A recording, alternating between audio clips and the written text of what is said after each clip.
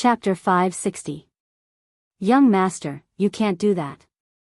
Others don't know, but if I, old Huang, heard that there were secret manuals for free when I was young, I would also have to abandon my martial arts. In the end, not many people in Jianghu would be willing to practice martial arts. Old Huang, other than raising horses, what else can you do? Besides, you don't even know how to read. It doesn't matter how many secret manuals I give you. If you don't recognize words, words won't recognize you.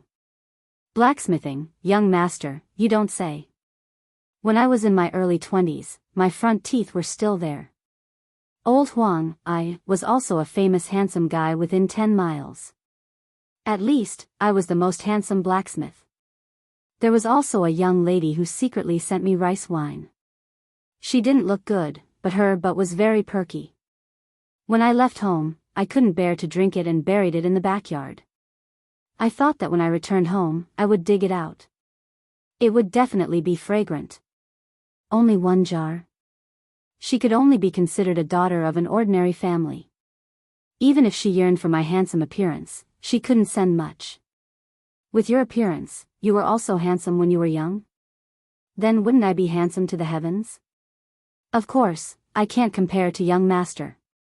If young master was here, that jar of wine would have nothing to do with me. Enough, don't mention wine. Our throats are burning from walking. I'm dying of thirst. I know. Oh right, old Huang, how many years have you left home? Is that jar of rice wine still there? I can't remember how many years I've left home, but it should still be there. It's rice wine that can endure. It's different from the wine that young master used to drink in a glass cup. If young master has a chance to come to my house, I guarantee that you'll have a good drink. AI, talking about wine again. I'm so worried. There's smoke in front. Let's go and ask for some water. As usual, the one who opens the door is a man. If it's a woman, I'll do it. Yes. Oh right, old Huang, you only have that jar of wine left. Are you really willing to share half of it with me? Why wouldn't I be willing? If young master thinks it's good, I'll give it all to him. If it were me, I definitely wouldn't be willing. At most, I'll share half with you. Young master is an honest person. I like it. Go go go, if you're a pretty girl, I'll like you. Sigh, it's a pity that I haven't married yet. If only I had a daughter. It's up to you. I don't like it either. Old Huang, don't even think about it. Don't look at me like that. That time, he had bumped into a woman who had gone out to work. It was Su Fengnian who had come to ask for 2 bowls of cold water. He still remembered it to this day. When he occasionally looked back, old Huang was squatting by the side with a bright smile. As always, he was missing his front teeth and looked very comical. While drinking water, old Huang did not forget to naively talk about how good it would be to have a daughter. Old Huang, if you have a daughter, I'll marry her. However, these words were like the yellow wine that didn't make it into their stomachs. They couldn't say it out loud. Su Fengnian sat on the steps in a daze. Somehow, the woman saw his figure and took the opportunity to go to the Taoist temple to talk about immortality with an old Jinren. She hesitated for a moment and came alone. She stood at the bottom of the steps and smiled warmly. Su Fengnian's detection of the qi of heaven and earth had almost reached the realm of Vajra warrior. He just turned a blind eye to her. The woman was not in a hurry to speak. She seemed to be thinking about how to phrase it. After all, it was somewhat unreasonable for a woman to strike up a conversation with a man. Especially for the descendants of the Southern Dynasty, most of the Central Plains customs had been passed down. The woman stood under a dragon claw locust tree that was rarely seen in the northern Mang territory. The afterglow was faint, and even though the locust tree was old and clumsy, it could still be considered luxuriant, setting off the woman's slender and elegant figure that was not tainted with vulgarity. Unfortunately, Su Fengnian was no longer that young prince who flirted with women. Regarding this, he only felt that it was a pity that such a good flower had been taken by a pig. He did not have a good impression of that young master who spoke without thinking, but this did not mean that he would step forward bravely and save her from the abyss of suffering. There were too many women in the world who were willing to be deceived by the flowery words and flowery speech of a man who was superior in appearance or outstanding in talent. Seeing that she did not speak, Su Fengnian took the initiative to speak to save her from embarrassment. He smiled and said, "May I know your name, miss?" This was something he had learned from Wen Hua. The fellow with the wooden sword had no ink in his stomach, and it was unknown where he had learned this trick from. Every time he met a girl he liked, he would have to thicken his skin and ask, "Miss, what is your name and where do you live?" When they were traveling together, Wen Hua had said this sentence dozens of times. The last time they met, Wen Hua said that he really liked a woman. Su Fengnian did not know whether it was true or not. The woman was slightly embarrassed but still said softly, "Lu Chen." Su Fengnian understood in his heart that she was undoubtedly a remnant of the spring and autumn period. When the Liang dynasty ruled the world, she was bitterly called Lu Chen of the Divine Land by the scholars of the Central Plains. As long as one had the surname Lu, in the southern dynasty of Beimang, one could probably find 2 or 3 people named Lu Chen out of 10 after they went north. However, a woman named Lu Chen was still relatively rare. Su Fengnian saw the man accompanying her walk out of the main hall with an old Taoist priest with the demeanor of an immortal. He stood up, carried his bookcase, and walked towards the main door. Taoism and Buddhism shared incense in the same courtyard. In the Liang dynasty, it would definitely be regarded as an evil practice. In Beimang, one could tell the autumn from a single leaf. When Su Fengnian was discharged from the hospital, he remembered a wonderful story in Jianghu. The sick tiger Yang Taisui went to Mount Longhu to have a talk with Qi Xuanzhen, the first person in 100 years of orthodoxy. Qi Xuanzhen patted Yang Taisui on the top of the lotus and half of the devil-slaying platform collapsed. It was said that the immortal patted one's head and tied one's hair to achieve immortality. It could be seen that Yang Taisui's temperament was quite bad when he was young. It was fortunate that he could become lifelong friends with Su Shao. Qi Xuanzhen, who was in the limelight for a while, could be considered as riding a bull in his previous life. Su Fengnian subconsciously reached out his hand and rubbed a circle. As he walked forward, he continued to draw circles. It was similar to the situation on Mount Wudong when Hong Shixiang was imparting the wisdom of the Wu Dang sect. The immortal patted his head. Chapter 561. Su Fengnian heard a lot of high-pitched songs along the way. The rhythm was completely different from the music of the Central Plains, and the words were so simple that it made one's heart tremble. There were ants exhorting, young ladies looking forward to marriage, men quarrying stones, and children crying. Usually, Su Fengnian would stop at this time and listen to these unsung songs from afar. He would only resume his journey towards the north when the song ended. He was not in a hurry because he only needed to reach De Yi City in the Aquarius state in time. The earlier he got there, the earlier he would encounter the devil Luo Yang, and the more trouble it would cause. Along the way, Su Fengnian walked on a rough post route. Half a day later, he even met the young man and woman who were traveling on horseback. After leaving the Wu family ruins, they had changed into clean and neat clothes. The man with the saber became more and more elegant, and the woman with the sword also became more and more valiant. Su Fengnian had entered the northern Mang and had already broken through that fine line. He had stepped into the initial stage of Vajra realm that the people of Jianghu yearned for even in their dreams. He could very well look down from above and examine the young wanderer's aura. He could generally confirm that the wanderer was at the threshold of the 2nd or 3rd rank. Based on the young master's age, he was a genuine and promising young man. Even if he encountered a group of 50 elite horse bandits, he would still be able to protect himself. Presumably, this was also the reason why he dared to leisurely travel the Lust Plateau with a woman. Although the northern Mang was chaotic, it wasn't to the point where anyone would leave a trail of corpses. From Su Fengnian's point of view, Beimang was becoming more and more like the spring and autumn period. Scholars gradually rose to power, and after there were more rules, not everyone had the right to run wild. When traveling north, if he did not draw the spring and autumn sword Qi and roll the dragon wall, then he would use his bare hands to caress the roof. He was not that lonely. According to the Taoist scriptures, humans have three treasures: essence, chi, and spirit. Essence and spirit are physical objects, and spirit travel is a form of change. Therefore, it is possible to know about the state of ghosts and gods. Putting aside these seemingly mysterious things, spirit, chi, and spirit are the most precious of the three. That is why there is a saying that a demigod's spirit travels outside his body. The way of the sword was complicated and could be roughly divided into the way of the sword and the way of the sword. The way of the sword focused on the way of the sword, and the way of the sword was the best example. The way of the sword focused on the way of the sword, and there was no shortage of people who focused on the way of the sword. The way of the sword focused on the way of the sword, and the way of the sword was similar to the way of the sword. The way of the sword was similar to the way of the sword, and the way of the sword was similar to the way of the sword. The way of the sword was similar to the way of the sword. He was fascinated. These four simple words were extremely difficult for a martial artist. Talent, luck, hard work, none of these could be missing. On a scorching afternoon, Su Fengnian didn't know whether to laugh or cry. He saw two familiar people who had fallen from the sky.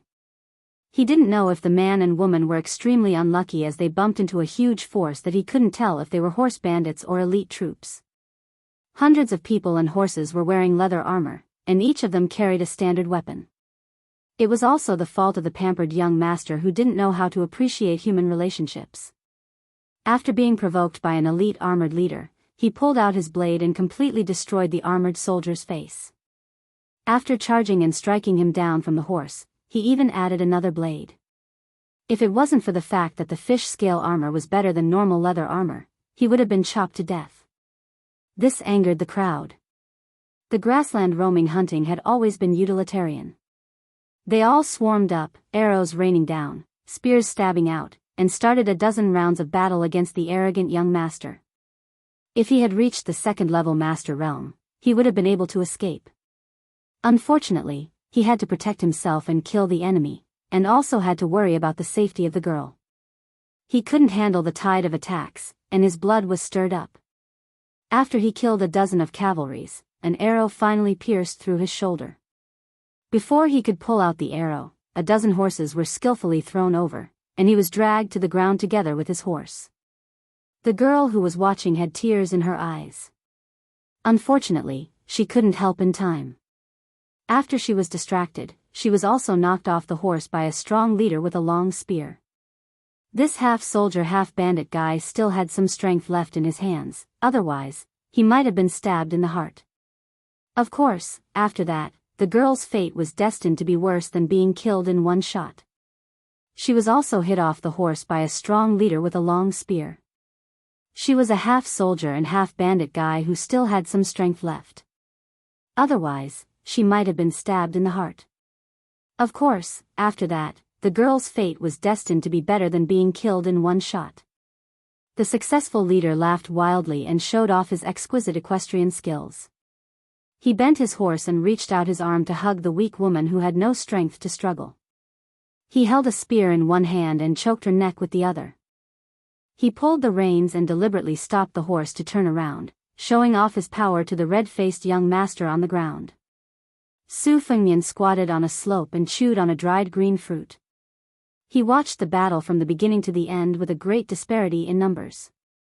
He felt sorry for the handsome young master of the Southern Dynasty. It was obvious that he was a fledgling who had not experienced much killing. Originally, with his fighting skills and strong combat power, he could have protected her and escaped far away. Even if they could not escape the pursuit, as long as they were not completely surrounded, there would be much room for maneuver.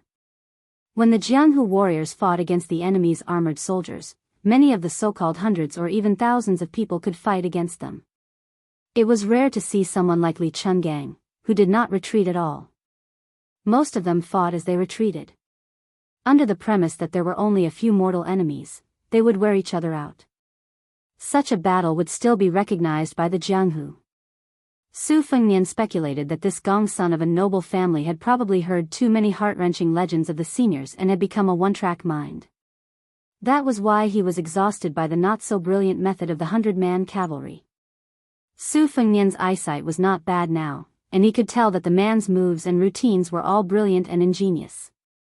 On the chessboard, he had many new routines that had never been spread before. Even some of the widely spread old-fashioned moves could be changed in his hands. It was obvious that this man either had the guidance of a famous teacher, or he had an extraordinary foundation. He would have a great chance of winning if he were to fight against someone of the same level. However, in the real Jianghu, it was more common to beat an old master to death with random fists. Brutal ganging up was better than a hero. Jianghu was a bloody job where one's head was tied to one's belt.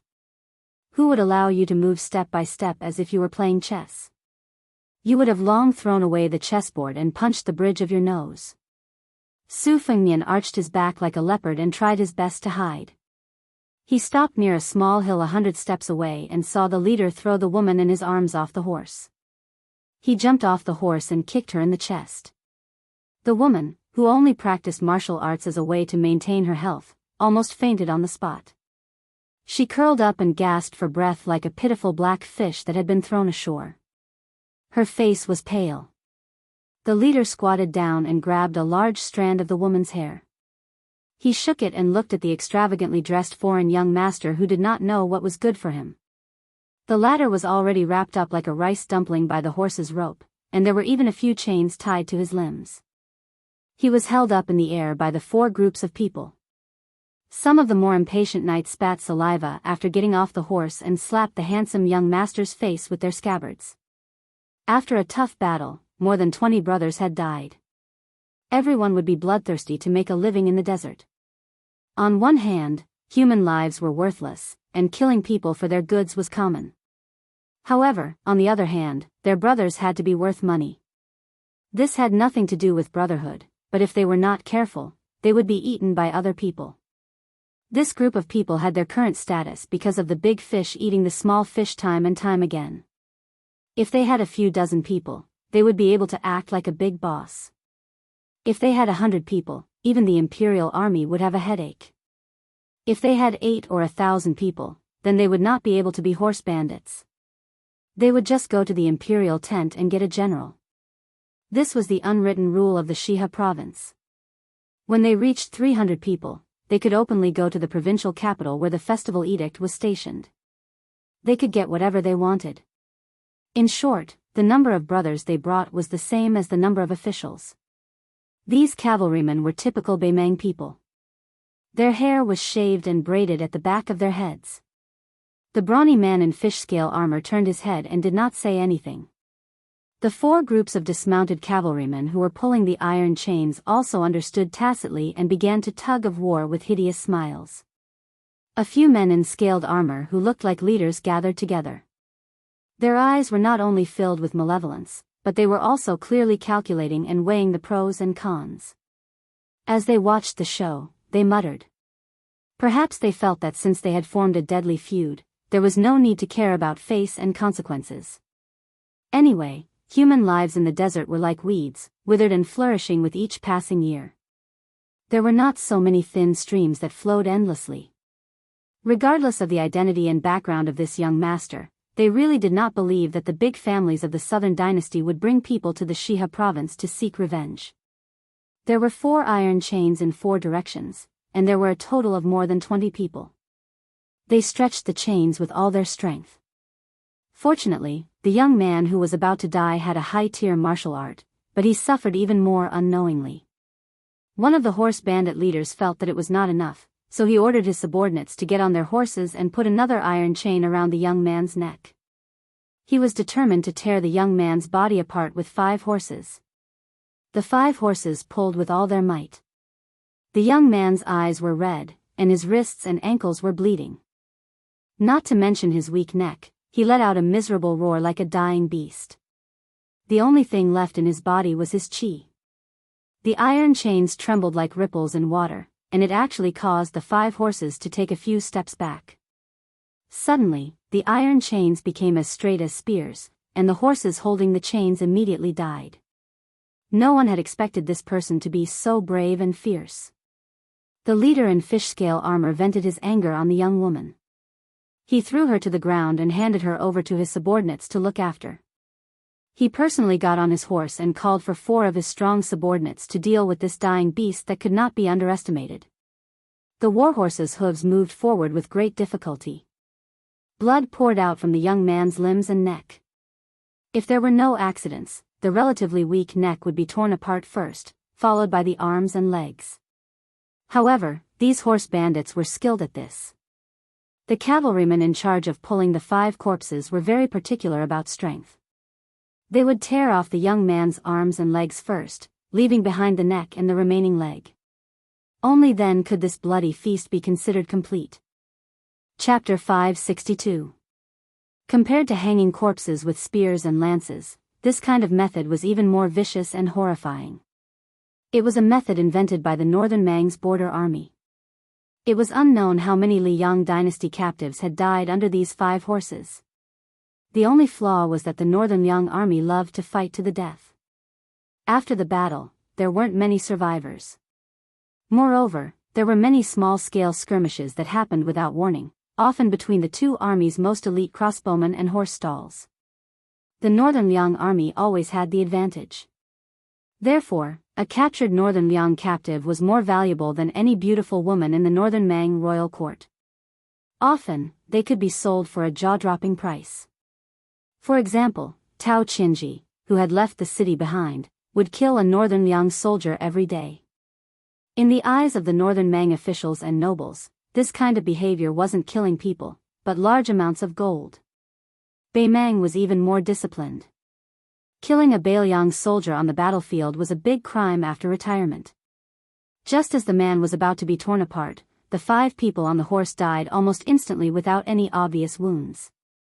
They just fell off the horse and died immediately.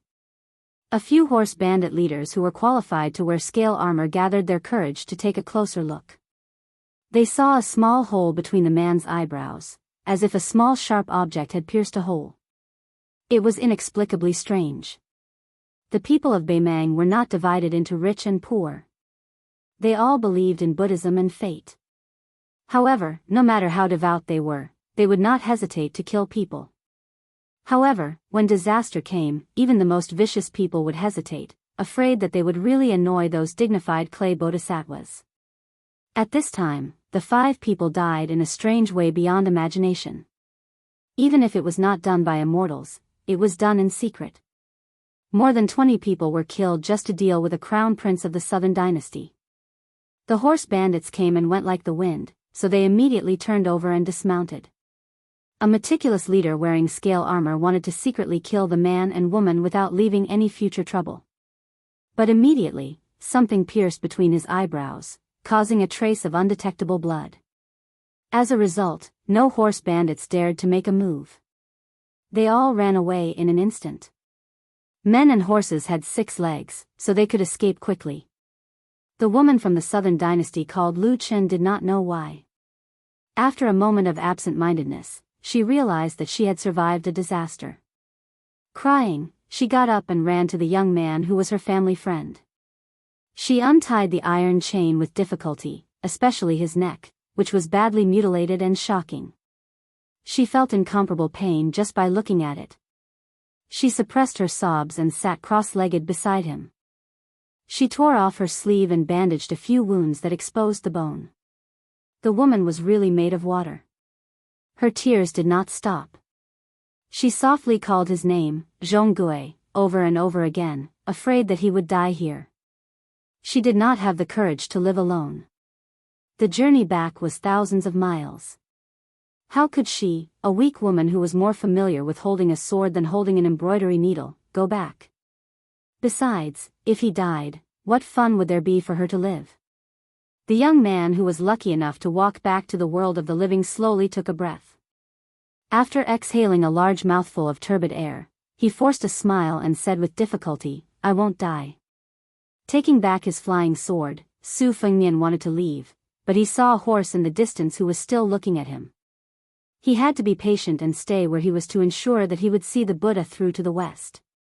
Once again, he rode his sword out of his sleeve and assassinated the unlucky horse gang. He leaned close to the ground and listened. The horse gang finally accepted their fate and fled. Su Fengnian quietly stood up, carrying his bookcase, and was about to walk away. He took it as a chance encounter and was doing a chivalrous deed for once. He did not expect the woman to repay him with her body, nor did he expect the young man from the aristocratic family to bow down to him. This kind of brotherly relationship was too pretentious to bear any scrutiny. Digging around, he took out the last few dates and threw them into his mouth. He saw the swordsman who could no longer stand up fall to the ground with the woman's help, bleeding profusely. However, the woman was not skilled in treating external injuries, so she was helpless and could only choke with sobs. The man with a bright future naturally did not want to die in the wilderness. It was just that no one could help him. He sat on the ground, his face as ferocious as an evil spirit. It was unknown whether it was caused by the pain or the sadness of his past. The woman looked even more heartbroken and guilty. She regretted that on the way back, he had tried to sleep in the same bed several times, but she refused because of her modesty. If she had known this would happen, she would have given him her virginity. Su Fengnian saw that after the arrogant man was beaten into the dust, his spirit began to slack again. He showed signs of dying if he was not treated in time. He frowned and had to walk out of the small mound. His figure appeared in the world, and he had to pretend that he saw injustice on the road. He ran in small steps toward the man and woman, squeezing out a flawless face of fear and nervousness.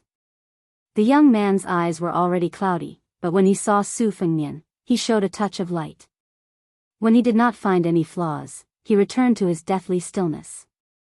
However, he gently put one hand on the iron chain. Su Fengnian squatted in front of them, took down the book box, and turned his back to the man and woman who had survived the disaster.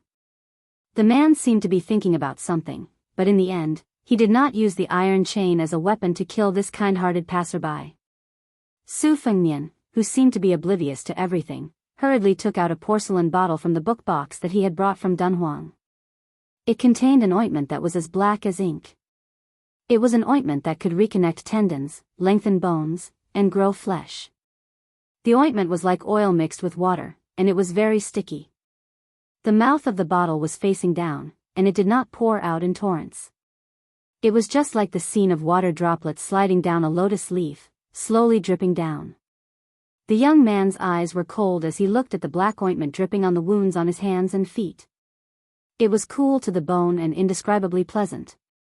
Because he knew the goods, he was more shocked in his heart. How did this stranger, who could only spend a few coins to buy a fake secret manual, get this bottle of ointment that was worth 100 or 200 gold? Su Fengnian rolled up his sleeves and wiped the sweat on his forehead.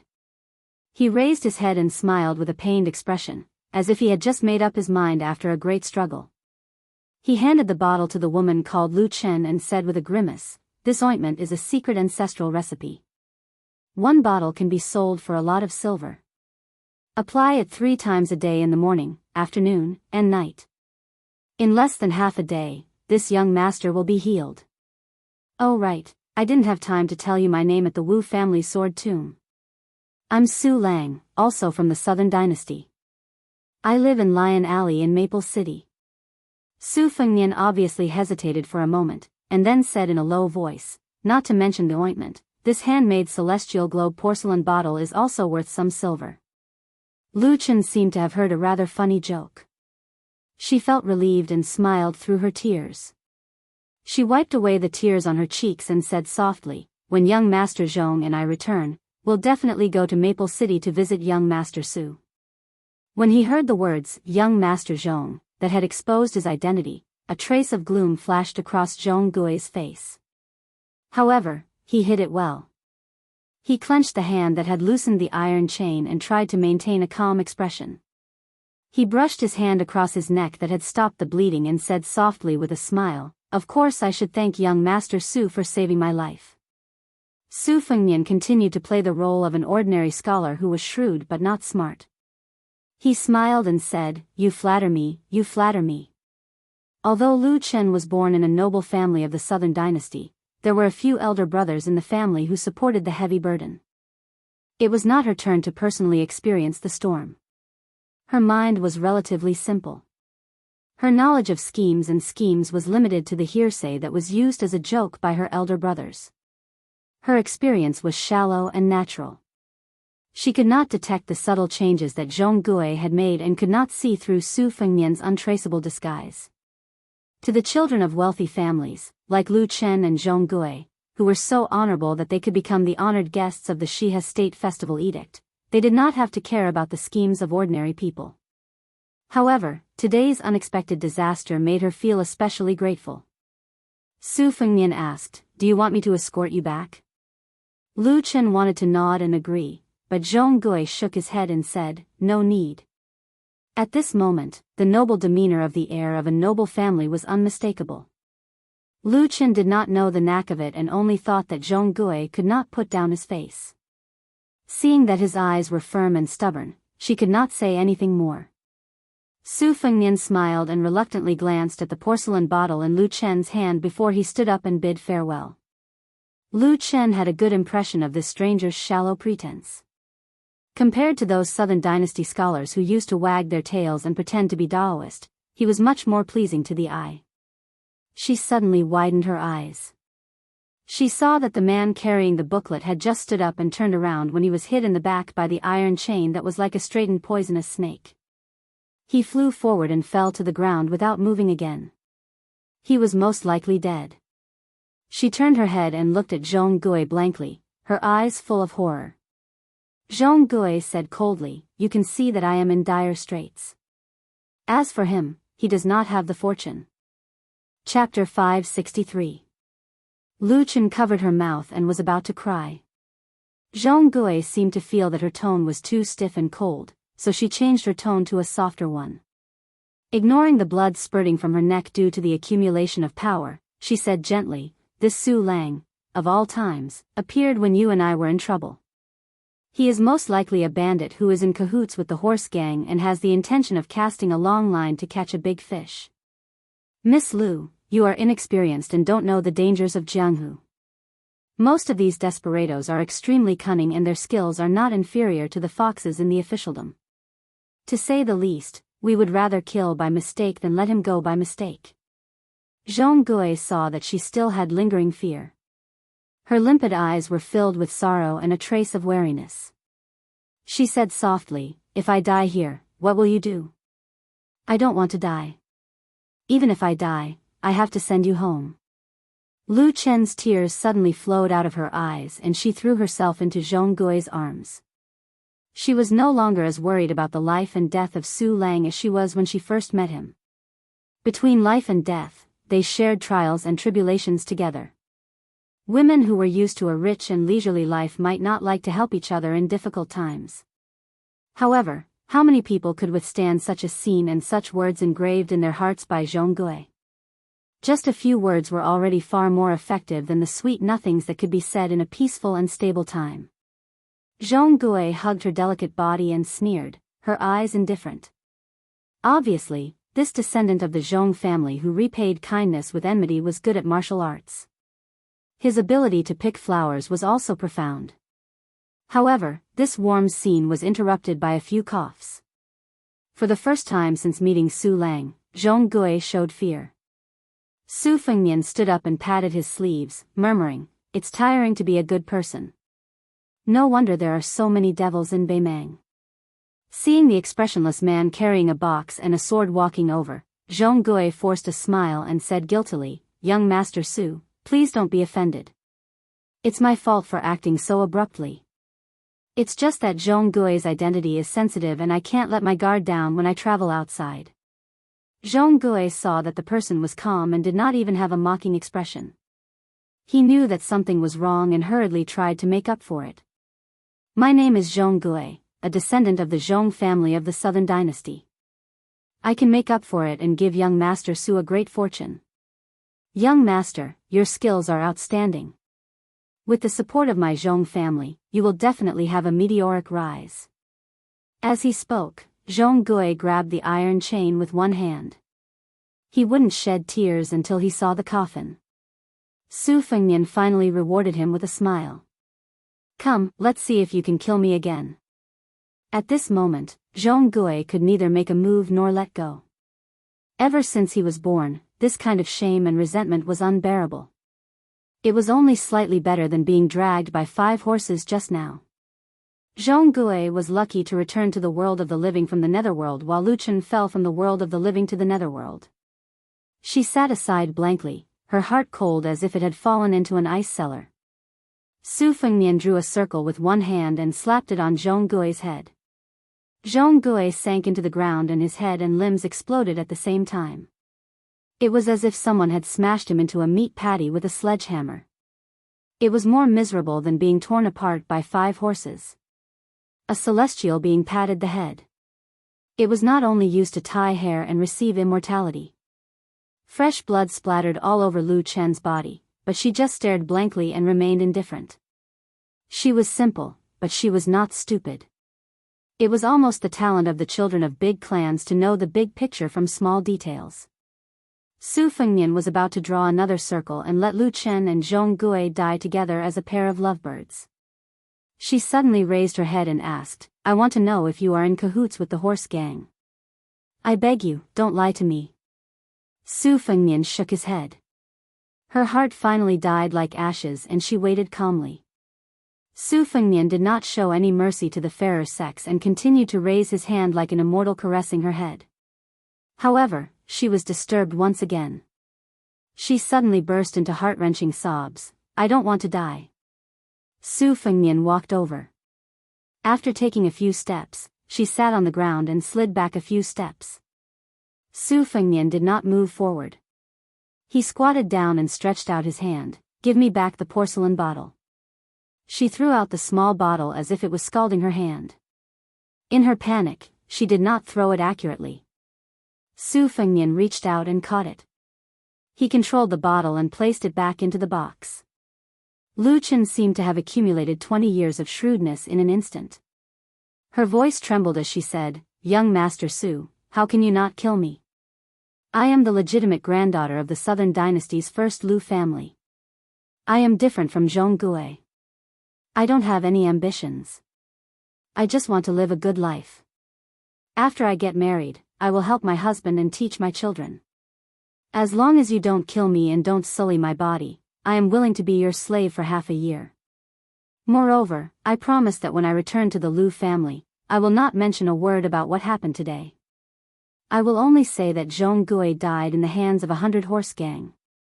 Looking at the man who looked like a scholar curling up the corner of his lips with a hint of mockery, Lu Chen realized that he had made a mistake and immediately corrected himself. "I only said that Zhonggue had died on the way to the magistrate's mansion in the Shiha region. I didn't know anything about it." At this point, her eyes rippled and sparkled with determination. She bit her lips and said slowly, "If you don't kill me, I'll say that I've had sex with Zhonggue. If the Zhong family doesn't believe me, they can get the old maid to check my body. They won't be able to find any flaws. Any man would understand what she meant." She was willing to pay the price of her virginity in exchange for her life. Su Fengnian clicked his tongue and lamented that the human heart was higher than the heavens. Lu Chen saw that he had no intention of killing her. She reached out and stroked a strand of messy hair on her temples and continued, "I don't dare to hope that you will return to the Lu family with me. However, since you have something on me and my Lu family has a good reputation in the Southern Dynasty, I will not allow such a big scandal to spread. I also don't want to provoke the Zhong family because of this. Therefore, you don't have to worry about me not being obedient to you. You only need to involve me from afar. I am willing to be your marionette. I believe that with your outstanding skills and wisdom, you will be able to find a way to control me and not get into danger." Su Fengnian wanted to take out some dates but found that his bag was empty. He retracted his hand and said with a smile, "You are very smart. How can you be fooled by Zhonggue, a rich playboy?" Lu Chen actually had the courage to laugh and said self-mockingly, "It's not that Zhonggue is good. It's just that the Zhong family's background is better than the Lu family's. Otherwise, how can a younger brother of a side branch family be said to be a match for a granddaughter of the first branch family?" Su Fengnian nodded his head in deep agreement. She was indeed a woman from a rich and powerful family with the roots of wisdom. Lu Chen's eyes instantly turned cold. She gritted her teeth and said, "You still want to kill me?"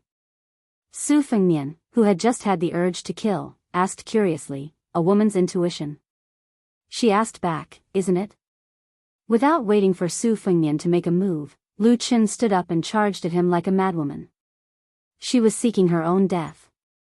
She punched and kicked without any rhyme or reason and cried pitifully, "You bastard! Great demon! I'll fight it out with you." She nagged and scolded him as if she was beating him up. Over and over again, she only used a few old-fashioned methods that didn't hurt him at all. Su Fengnian sent her flying with a slap. She was immediately stunned. He looked at the crazy woman who was covering her face and said, "Whether I kill you or not depends on your performance. Bury Zhonggui first and then follow me to the hinterland of Shihe region. I need you." Lu Chen's eyes lit up as if she had just been pardoned. She glanced at Zhonggui's mangled corpse and laughed coldly, "It's better if I don't collect the corpse." She immediately received another slap on her face.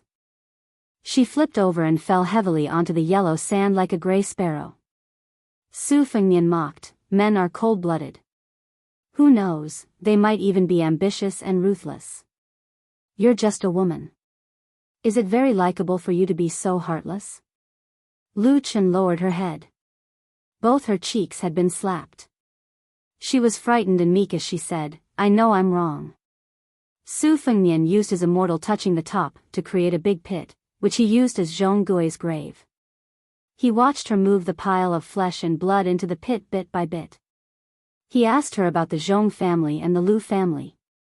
She answered him one by one, without the slightest bit of falsehood. She asked carefully in between, "Was it young master who killed those horse gang?" Su Fengnian didn't say anything. He just patiently watched her pick up the soil and cover it up. After filling it up, she didn't forget to jump and step on it to make it less obvious. After she calmed down, she tilted her head and asked, "Zhonggui, Zhonggui. Young master, do you think a cassia tree will grow here in the future?" Su Fengnian scolded, "You're sick in the head." The woman covered in blood curtsied and curtsied charmingly. She smiled and said, "Please save me, young master." Su Fengnian twitched the corner of his mouth. "You're really sick in the head. You've lost your mind. There's no saving you." The woman stood alone on the grave. Her smiling face was sad but beautiful. Chapter 564. After burying the grandson of the Zhong family, Su Fengnian played with the string of golden bells he took from the corpse. When the wind blew, the bells jingled. He brought Lu Chen, who had somehow become a maid, to the center of Shihe province. Not long after, they met another group of horse gang. There were more than 30 of them. Compared to the previous group of bandits, these horse gang were much more shabby. They did not have many standard weapons, not to mention the armor exclusive to military officers like fish-scale armor. The only bright spot was that the leader of the horse gang held a horse lance. It was a pity that it was so exquisite that it looked gaudy. The head of the lance was made of steel, the handle was made of red copper, and the body of the lance was painted red. Most importantly, it was tied with a bunch of sable-embroidered balls. After the spring and autumn war, the expensive and difficult-to-use horse lances were as rare as iron halberds. It could be said that people who raised them in their homes did not recognize them. Those who were used to using horse lances were often the children of aristocratic families who were skilled in martial arts. They used them to flaunt their status. However, when it came to the real battlefield, when two armies fought, the normal soldiers would rush up when they saw such people in order to gain more merits. The children with lances would often be surrounded and become targets. They attracted more attention than those generals who wore bright armor. This was because the children of aristocratic families who loved horse lances were mostly inexperienced soldiers. When they fought, it was much easier for them to cut off their heads than the experienced military officers who knew how to protect themselves. Su Fengnian did not say anything and rushed forward to capture them. He beat them up a little and got the truth out of them. As expected, these horse gang were hired by Zhonggui to put on a show. They wanted to use this to win Lu Chen's heart. They were really working hard for no one. Lu Chen saw that these horse gang were slaughtered cleanly. There was a strange look in her eyes. Su Fengnian picked 2 mounts and spurred them on. After traveling for 30 miles, he did not see any signs of human habitation. After pausing for a moment, he took out some water from his sack to clean his horse's nose. Lu Chen, who was wrapped in a headscarf, lifted a corner of her head, revealing her slightly dry cherry lips. She asked curiously, "Are you really called Su Lang? You should be at the Master Realm, right?" Su Fengnian did not reply. She asked again, "Are you trying to make an issue out of my identity? I've already told you before that Zhong Gui and I just left the group and took a detour. Now I'm the only one going to the magistrate's mansion in Shiha province. Once my whereabouts are discovered, how will you explain it?" Lu Chen was not discouraged when he saw that the young man was still practicing his vow of silence. He asked, riding a horse and stopping every 30 miles, "Are you from Beiliang?" Su Fengnian was washing her horse. She didn't even raise her head. She left, put away the water bag, mounted the horse, and continued to move forward. The stubborn Lu Chen struggled to keep up with him and kept pace with him. She tilted her head and stared at the young man who was shrouded in mist like an infatuated woman looking at her lover. Su Fengnian finally spoke, "I changed my mind. I'll leave after I send you to a safe place." Lu Chen's eyes were unfocused. Su Fengnian mocked, "Just a moment ago, you were so desperate that you wanted to be buried with Zhong Gui. How come you're not even willing to collect her corpse in the blink of an eye? Is it just you or all women with noble surnames like you? Even if I take you in as a concubine maid, you might strangle her to death one night. You won't be able to sleep well." Lu Chen pondered seriously for a moment, as if she was reflecting on herself. She slowly replied, "I hate it when people lie to me. I once told myself that it doesn't matter who I marry in the future. If he sleeps with another woman, he has to tell me first. I don't mind if he doesn't bring her into the family to disgust me. I'll continue to be a good housekeeper. But if I'm the last one to know that he sleeps with another woman and becomes a joke, I'll definitely want to cut off his manhood with a pair of scissors and paint that woman's face until she can't seduce another man for the rest of her life." Su Fengnian smiled and said, "You don't look like that kind of woman. When I first saw you in the Wu family ruins, I mistakenly thought that you were easy to get along with, the kind of woman who doesn't dare to go back to her mother's house to complain after being wronged." Lu Chen bit her lips and said, "But I'm that kind of woman." Su Fengnian smiled faintly and said, "Should I smash your head with a slap?" Her charming eyes were like silk. "Young master, you can't be so heartless." Su Fengnian dismissed it with a smile. It was very interesting to talk to her and watch her do things. It was the same principle as writing about unfairness. It was always unexpected. She sensed that this young master Su was in a good mood, so she went along with it and said softly, "I'm guessing that young master must be from a martial arts family and not a general's descendant like Zhong Gui. That's because young master will feel guilty if he kills someone." Su Fengnian held his stomach and laughed. "What do you know?" She tilted her head and asked with an innocent face, "Did I guess wrong?" Su Fengnian scolded jokingly, "Don't pretend with me. I've seen so many beautiful women that I can't even count them. Your looks aren't even worth 70 cents. It's not worth mentioning." Lu Chen didn't care about this belittling and said to herself, "I've never been a good-looking woman." Su Fengnian changed the topic. "Say, this time, the Zhong and Lu families have joined hands to head to the Shiha state capital. Your father, Lu Gui, is leading the Lu family. What do you think they're planning?" Lu Chen shook her head and said, "I've never been concerned about these things and I don't know about the inside story." Su Fengnian glanced at her limpid eyes and gave up on probing further. Lu Chen smiled and said, "I can't believe it. That Zhong Gui, who's known to be talented and courageous, died just like that. Moreover, he didn't die in a heroic manner at all." Su Fengnian casually threw away the string of golden bells. His original intention was to borrow Lu Chen's identity to go on a killing spree in the heart of Beimang and make a killing spree. However, he found out that the experts of the Zhong family were all present on this trip, especially Zhong Liang, who was ranked 7th among the demons. Even Zhong Shintong, one of the 12 great generals of Beimang, had disguised himself and hid among them. After weighing the pros and cons, he didn't want to get himself into trouble and delay his agreement with white dress Luoyang. Even if he could escape the Zhong family's pursuit, he might not be able to leave Beimang. Seeing this, Lu Chen smiled and pulled out a dagger from her sleeve. She said straightforwardly, "I was looking for an opportunity to stab you to death. Now, should I give you the dagger or throw it away?" Su Fengnian didn't even turn his head and said, "Keep it. If you don't take it out before the next 30 miles, you'll die an unknown death just like Zhong Gui." Lu Chen smiled happily and said, "I made the right bet." Su Fengnian sighed inexplicably and said, "In this Jianghu, experts are common, but experts are rare." Lu Chen asked, "Young master, are you an expert or an expert?" Su Fengnian shook his head and said, "I can't be an expert." The two of them spent the night in the desert and rested at the bottom of a leeward slope. The temperature difference between day and night was huge. Su Fengnian picked up many dry branches and threw them into the bonfire. Other than secretly nurturing his sword and maintaining the bonfire, he pretended to sleep the whole night. When dawn broke, he saw that she was still dozing off, so he walked to the top of the slope alone and looked up at the sky. Suddenly, Su Fengnian rushed back to the foot of the slope and stared at the woman who was trembling with a dagger in her hand with a complicated expression. She was actually ruthless enough to use the dagger to cut 4 bloody grooves on her own face, causing her skin to split open. What kind of tenacious woman would do such a thing?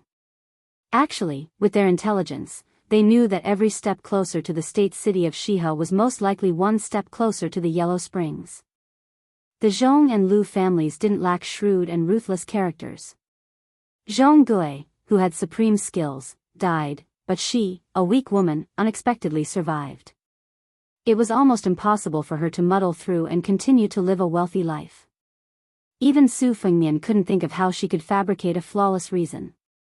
He said that he wanted to send her to a safe place, but in fact, to the woman surnamed Lu, the tree that used to shelter her from the sun was the most dangerous place in the world. This pair of man and woman whose fates were intertwined for no reason seemed to be a good person. After the disfigurement, she said that the enemy killed Zhong Gui and then let her live. It was a humiliation to the Zhong and Lu families. That was why she forcefully made an eye on the chessboard of a dead end and gave birth to a fit of anger. However, wasn't this method too costly for a woman? Wasn't it too decisive? Both men and women cherished their lives. Men cherished their lives and women cherished their appearances. This was common sense. Su Fengnian immediately surged with hostility and almost had the urge to kill her. However, he slowly exhaled a mouthful of turbid air and suppressed his murderous intent. The woman looked at the young man in front of her whose surname she only knew. Her eyes were dazed. Instead of tears flowing down her cheeks, her face was covered in blood. This woman who had once said that she wasn't good-looking finally stopped looking unfocused and some tears appeared in her eyes. She held back her tears and smiled. "It hurts." Chapter 565. Su Fengnian and the disfigured woman rested in a small town that was not covered by city walls. They were still 3 days away from the provincial capital. She wore Su Fengnian's scholar's robes, which were rather loose. The 4 scars on her face had begun to form calluses. Fortunately, in order to not leave any traces and let her wounds heal at the same time as Zhong Gui's death, she was able to apply ointment to speed up her recovery. However, the desert wind was rough. After being brushed by her face, even with a headscarf covering her face that was no longer delicate, she was often badly mutilated.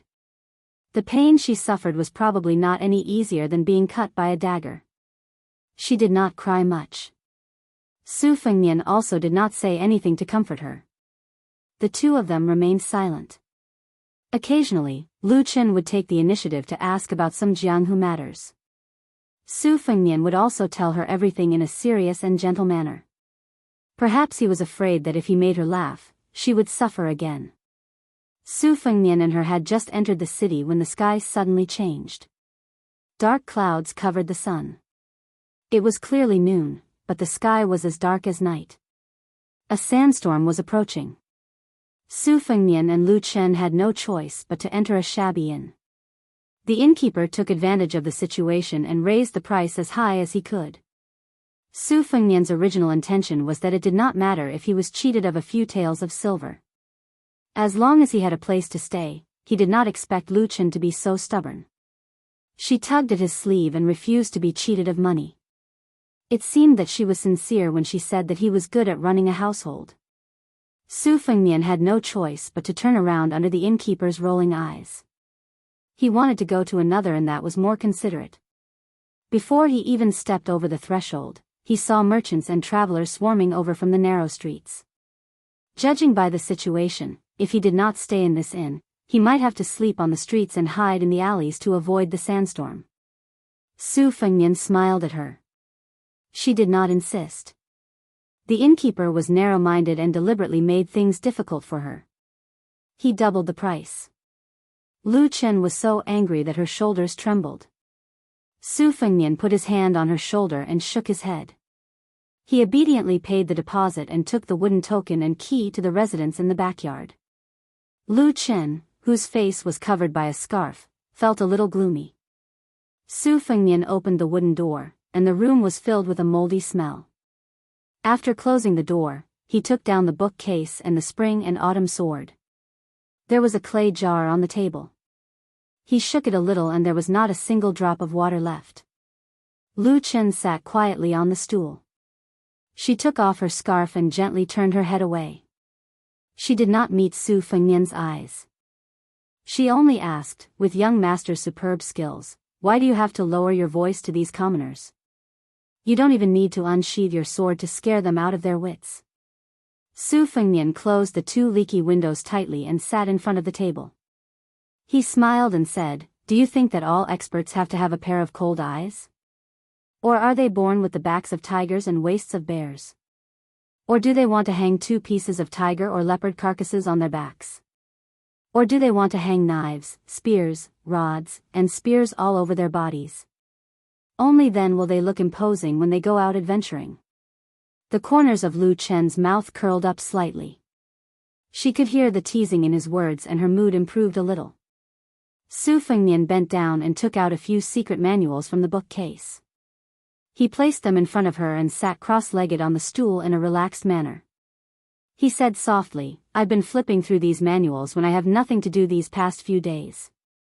I even practiced according to the moves inside. Only then did I realize that they were really fun." She said softly, "Why don't you try it?" Su Fengnian waved his hand and said, "That won't do. What if the sky falls and the earth shatters?" Without waiting for her to speak, Su Fengnian said softly, "Don't laugh." She really pulled a long face. Su Fengnian picked up the tea jar and said, "I'll go get some water and food. Wait here." Lu Chen nodded. She picked up a fake secret manual and casually flipped through it. Su Fengnian soon returned with a tea jar filled with cold water. Lu Chen raised her head and asked, "You spent money again?" Su Fengnian smiled and said, "There's no other way. Little ghosts are hard to deal with. A pot of water costs half a tael of silver. Later, we'll just drink it like nectar. Oh right, the food will have to wait for a while." Lu Chen lowered her head to continue reading and said, "We can afford to wait." Without knocking on the door, a waiter of the inn casually pushed the door open and entered. Lu Chen hurriedly grabbed her headscarf and hurriedly wrapped it around her head. The waiter was holding a large wooden tray with a few sloppy and crude dishes on it. He inadvertently caught a glimpse of Lu Chen's face and jumped in fright, almost knocking over the tray. He hurriedly put down the food and ran out. Just as he crossed the threshold, he shouted loudly, come and see, there's an ugly freak in the house. I saw a ghost during the day." Lu Chen tugged at Su Fengnian's sleeve. However, Su Fengnian gently shook and strode out of the door. He kicked the unlucky guy who spoke without thinking, causing him to sink into the courtyard wall. It was unknown whether he was dead or alive. After returning to the house, Lu Chen said sadly, "I've always been ugly." Su Fengnian said calmly, "Yes, you're not good looking. With the makeup on your face, it'd be strange if you looked good. However, if anyone dares to say it out loud and into my ears, I'll let him." She continued, "Go and die." Su Fengnian said seriously, "How can that be? I'm not a devil." I've always liked to convince people with my appearance. If it really doesn't work, I'll convince people with my virtue. Lu Chen stared at this scholar who she couldn't tell if he was a good or bad person. She pursed her lips and shook her head with a faint smile. She said, "It's not funny at all." Su Fengnian dismissed it with a smile. He distributed the dishes and then buried his head in wolfing down the food. Lu Chen covered her face with one hand and chewed slowly. She had the demeanor of a lady who didn't speak while eating. She put down her chopsticks at the same time as Su Fengnian. She hesitated for a moment and said, "I thought you'd say some pretty words to comfort me." Su Fengnian saw that she still had leftovers and didn't stand on ceremony. He moved the leftovers in front of him and said as he ate, "Didn't you say that you hate it when people lie to you? No matter if you believe it or not, in my eyes, you're still that delicate girl. You're not good looking, but you're not much better." Lu Chen asked, "Really?" Su Fengnian lowered his head to eat and nodded. The storm lasted for half the afternoon and gradually calmed down. Su Fengnian pushed open the window and looked out. It was already dark enough to delay their journey. He walked out of the courtyard with Lu Chen. The unlucky inn worker had already been carried away. There was no sign of any retaliation from the inn. Su Fengnian bought her a veiled hat on the street and rode slowly on his horse. Perhaps because she knew that they were about to reach the destination, Lu Chen's words became more lively. She began to take the initiative to ask Su Fengnian about some of the stories of Jianghu. She told him about the Wu family's 9 swords break 10,000 horsemen shop. She didn't have any intention of testing him. The pair of man and woman both intentionally and unintentionally became less scheming. Lu Chen herself was also a lively girl. Otherwise, she wouldn't have gone out alone with Zhong Gui. Where there's a gathering, there's a parting. As they neared the provincial city, the width of the relay road was no less than the main roads of Bailiang. Lu Chen gazed at the majestic city sprawled on the yellow sand like a colossus. Her heart palpitated with fear. She bit her lip and fell into a daze. After a long time, she looked back, wanting to catch a glimpse of that man and bid him farewell. However, he was already nowhere to be seen. She smiled. Even though she couldn't see him, she still turned her horse around and waved her hand. In the distance, Su Fengnian, who had seen this scene, slowly leaned back on his horse's back. He held a weed stalk in his mouth. Chapter 566. Lu Chen showed the customs letter and rode into the city alone. Perhaps she was used to the desolate desert where the wind and sand were like knives. She was a little absent-minded when she first saw the bustling city. She almost collided with a group of patrolling soldiers. After apologizing, she thought that she would have to reveal her identity and backing to avoid the entanglement. She did not expect that the other party only asked her to ride slowly and not to hurt people. Lu Chen was not used to it. As the capital of the Shihe state, Wuhou City was located within the oasis. It was also known as the Wall-less City. Due to the fact that Helian Wuwei was confident in his military strength, he declared that even if the Liang dynasty had the guts to attack the Shihe state, he did not need to use the city walls to resist the enemy. In the Southern Dynasty, Lu Chen had also heard of the valiance and battle prowess of the soldiers in Wuhou City. If it was said that Murong Baoding, who had made it onto the martial arts rankings in Orange Province, had single-handedly stolen the glory of one of the provinces, then Shihe Province had been split between 2 armies. One of them was the Kung Bijuan of the Wuhou Martial Marquis, whose battle prowess was second only to the Imperial Guards and the Tuoba God of War's Beijing army. Lu Chen had originally thought that with such a strong battle prowess, the soldiers in the city would inevitably be arrogant and willful. Thus, she did not think too deeply about the strange phenomenon and headed towards the Spring of Joy. Beside the spring was the Thunder Temple. Every rainy season, thunder shook the sky and could be heard within a radius of 10 miles. Near the Spring of Joy, there were many mansions, where the most powerful figures of the province lived.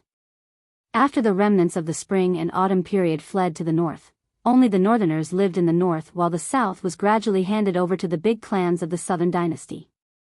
The boundaries were clearly defined. However, the Zhong family owned a private mansion in the north of the Spring of Joy. It was only because they were able to live in the north that the south was gradually handed over to the big clans of the southern dynasty. Although the Lu family was a big surname, they were only able to live in the north of the Spring of Joy because of their glory. Lu Chen had just approached the Spring of Joy when a luxurious carriage hung with silk bells came towards her. The 100 thin jade bells were naturally far more pleasant than camel bells. Compared to him, Lu Chen was really like a firefly's light. How could the light of a firefly compare to the light of the sun and the moon? In the Liang dynasty, there were as many military officers as there were hairs on a cow. They could only command 300 to 400 soldiers and had to be controlled by others. In Beimang, it was 100 times more expensive, especially the military officer of a military town at the border. He could be considered to have taken a big step forward. Moreover, Zhong Tan was still young and well-versed in both the pen and the sword. His literary talent was appreciated by the empress and he was a rare scholar in Beimang. Zhong Tan's temperament was boorish, but he liked to wear scholarly clothes and was not pretentious. He was on good terms with Dong Zhuo.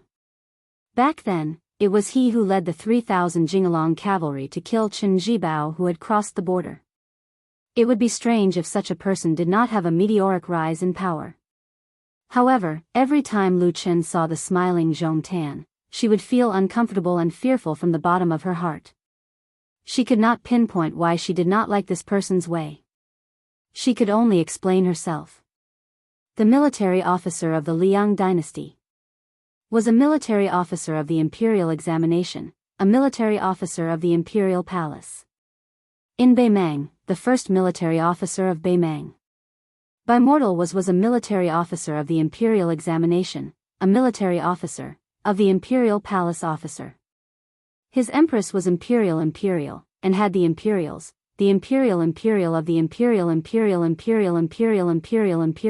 to the imperial, the imperial was. The Lu Zhou imperial was that of the imperial SS imperial Conan, S imperials, the imperial of the imperial was, the of the imperial, for the of in the. Lu Chen was originally half a daughter-in-law of the Zhong family in name. Sitting in the same carriage as Zhong Tan was not considered to be against the customs. Moreover, with the prestige of both the Zhong and Lu families, there was no need for them to be bothered by those gossips. There was an ice pot in the carriage. In a place like this, one tael of ice was one tael of gold. Neither the rich nor the noble could afford it. There was an average-looking maidservant sitting quietly by the side. She did not seem to be attending to the Zhong family's heir.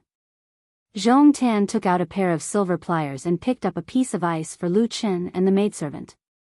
Lu Chen shook her head and declined politely.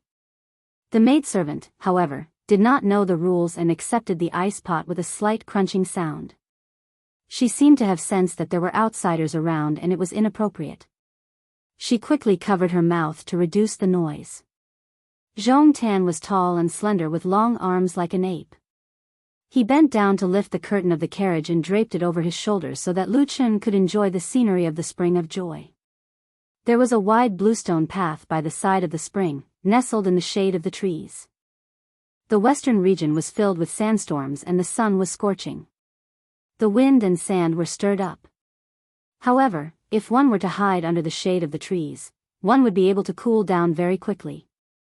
It was unlike Jiangnan, where it was stuffy and hot and there was nowhere to hide. Zhong Tan looked at Lu Chen and said softly, "Miss Lu, I'm sorry that you've been wronged." Lu Chen lowered her eyebrows and remained silent. Zhong Tan turned his head and sighed. "It's the Zhong family that has let you down." Lu Chen raised her head and hesitated to speak. Zhong Tan smiled and straightened his body as if he was sitting upright. He waved his hand and said slowly, "I don't have the habit of rubbing salt on my family's wounds. If Miss Lu doesn't want to talk about the details of this trip, you can just write it down on a piece of paper and ask someone to pass it to me when the time comes. You won't have to face those nagging old fellows. However, I'll say this in advance. When the family grows bigger, there will naturally be a lot of gossip. Miss Lu, you can go in one ear and out the other." I'll also inform the elders in the family and treat it as if the Zhong family never gave the Lu family any letter of engagement. We won't taint Miss Lu's innocent reputation. Zhong Tan can guarantee that when Miss Lu has a happy marriage of 100 years, the Zhong family will not hesitate to come and congratulate you. Lu Chen raised her head and looked directly at the future head of the Zhong family. Her eyes were resolute as she said, I was born as the daughter-in-law of the Zhong family and will die as a ghost of the Zhong family. I'm willing to be a widow for the Zhong family. When I see my father, I'll persuade him to allow a ghost marriage. Zhong Tan looked out of the window, his brows tightly knitted. Lu Chen's tone was bleak as she said, this is Lu Chen's life. I can't escape it. When they arrived at the Zhong family's mansion, Zhong Tan got off the carriage first. He stood by her side and personally escorted her down the carriage. In the eyes of many people at the door who had spent their entire lives studying people's hearts, it was destined that they would have a different feeling in their hearts. Zhong Tan walked her to the E-gate. He did not cross the threshold, saying that he was going out of the city to burn incense at the Thunder Monastery. After bidding farewell to Lu Chen, he returned to the carriage. The maidservant smiled without the slightest bit of flattery, as if she had met a longtime friend. Zhong Tan was also accustomed to this. She held a piece of ice in her mouth and puffed out her cheeks. She asked in a soft and vague voice, won't the Zhong family be disgusted by you excusing Lu Chen like this and pulling her out of the whirlpool? It's just that you've provoked her to marry into the Zhong family, forcing Zhong Gui's family to not leave. Be careful not to pick up a sesame seed and lose a watermelon. Zhong Tan sat cross-legged with a leisurely expression. He chuckled softly and said, I'm not curious about how Zhong Gui died and who killed him. The Zhong family has too many enemies. Lu Chen was humiliated and returned. For a woman, this is already the limit. If I continue to provoke her, not only will she collapse, I'm afraid the Lu family will also be angry. Marriage between the Zhong and Lu families is the general trend. Since I was born as the eldest son, I must have a long-term vision. Lu Chen's determination to marry into the underworld and live as a widow shows that she is not a short-sighted woman. Such an interesting woman should not be destroyed in Shihe Prefecture. It's only right for me to help her block some of the wind and rain. The maidservant clamped the piece of ice with one hand and held it in the air with the other, afraid that it would fall.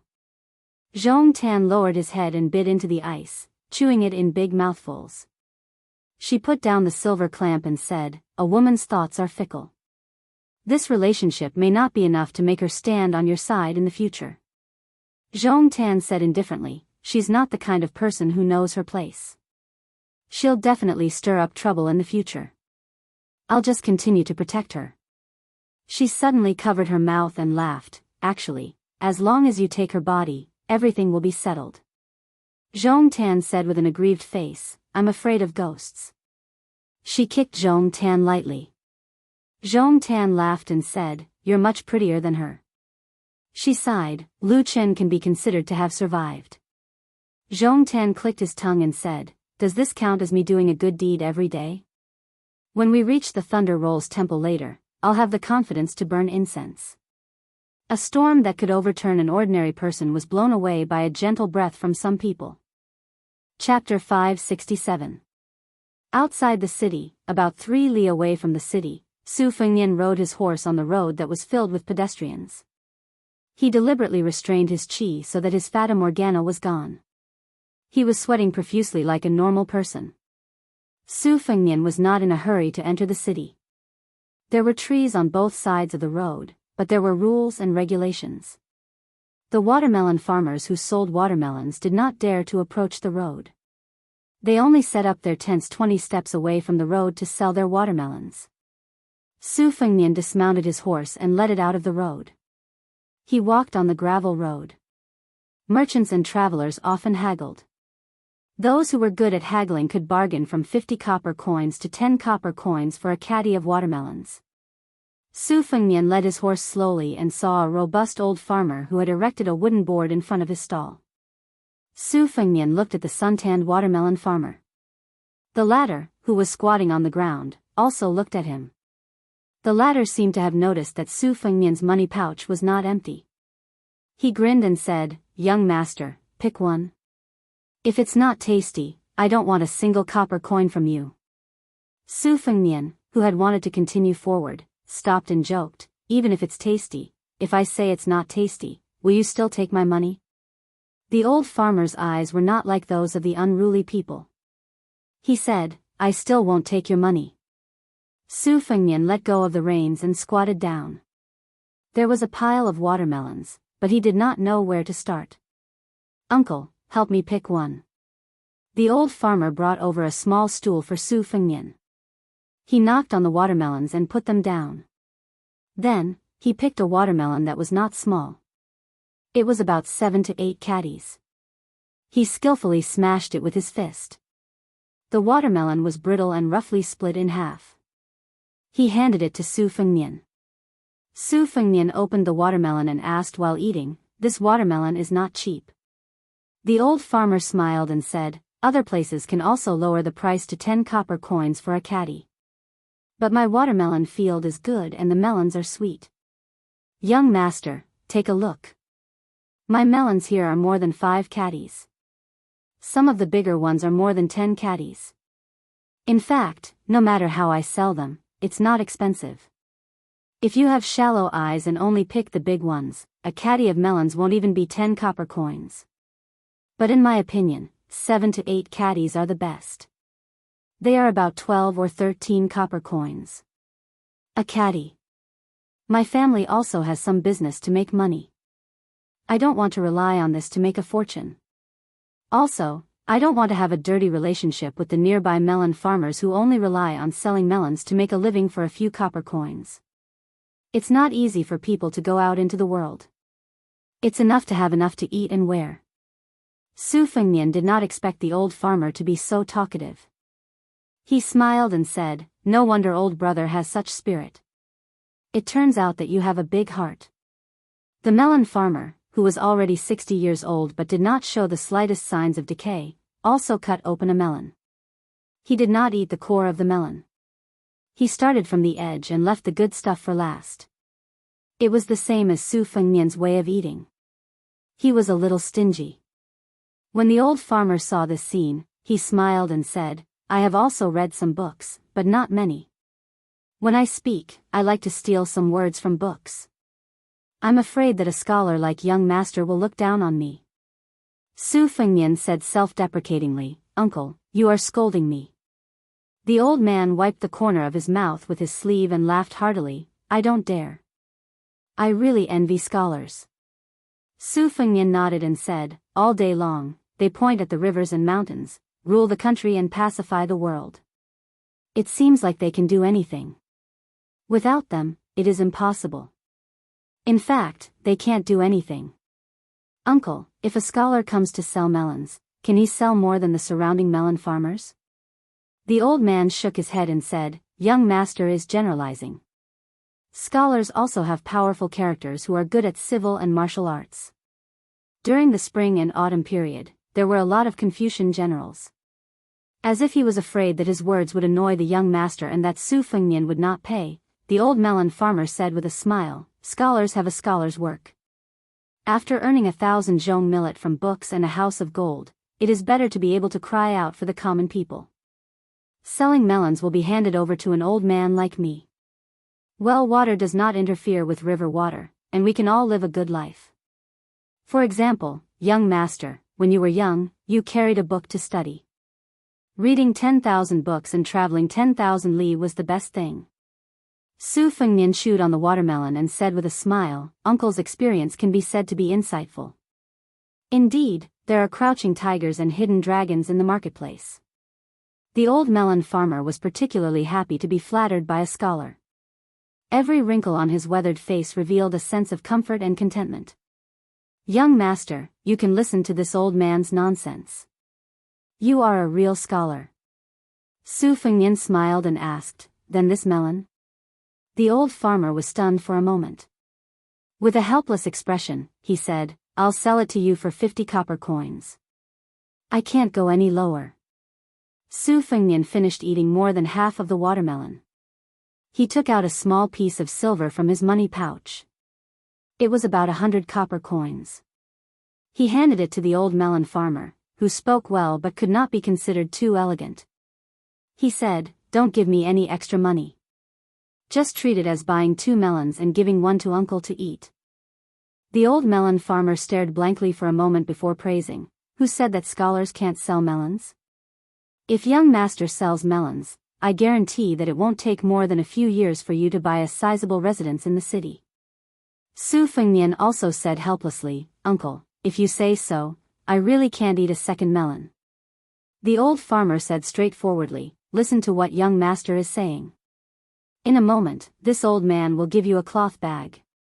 Take 2 melons and hang them on the horse's back. When you get to the city, find an inn with well water to chill them. You can fish them out before you talk. They are very cold." After Su Fengnian finished eating the melon, he sat on a small stool and looked at the scenery in Wuhou City.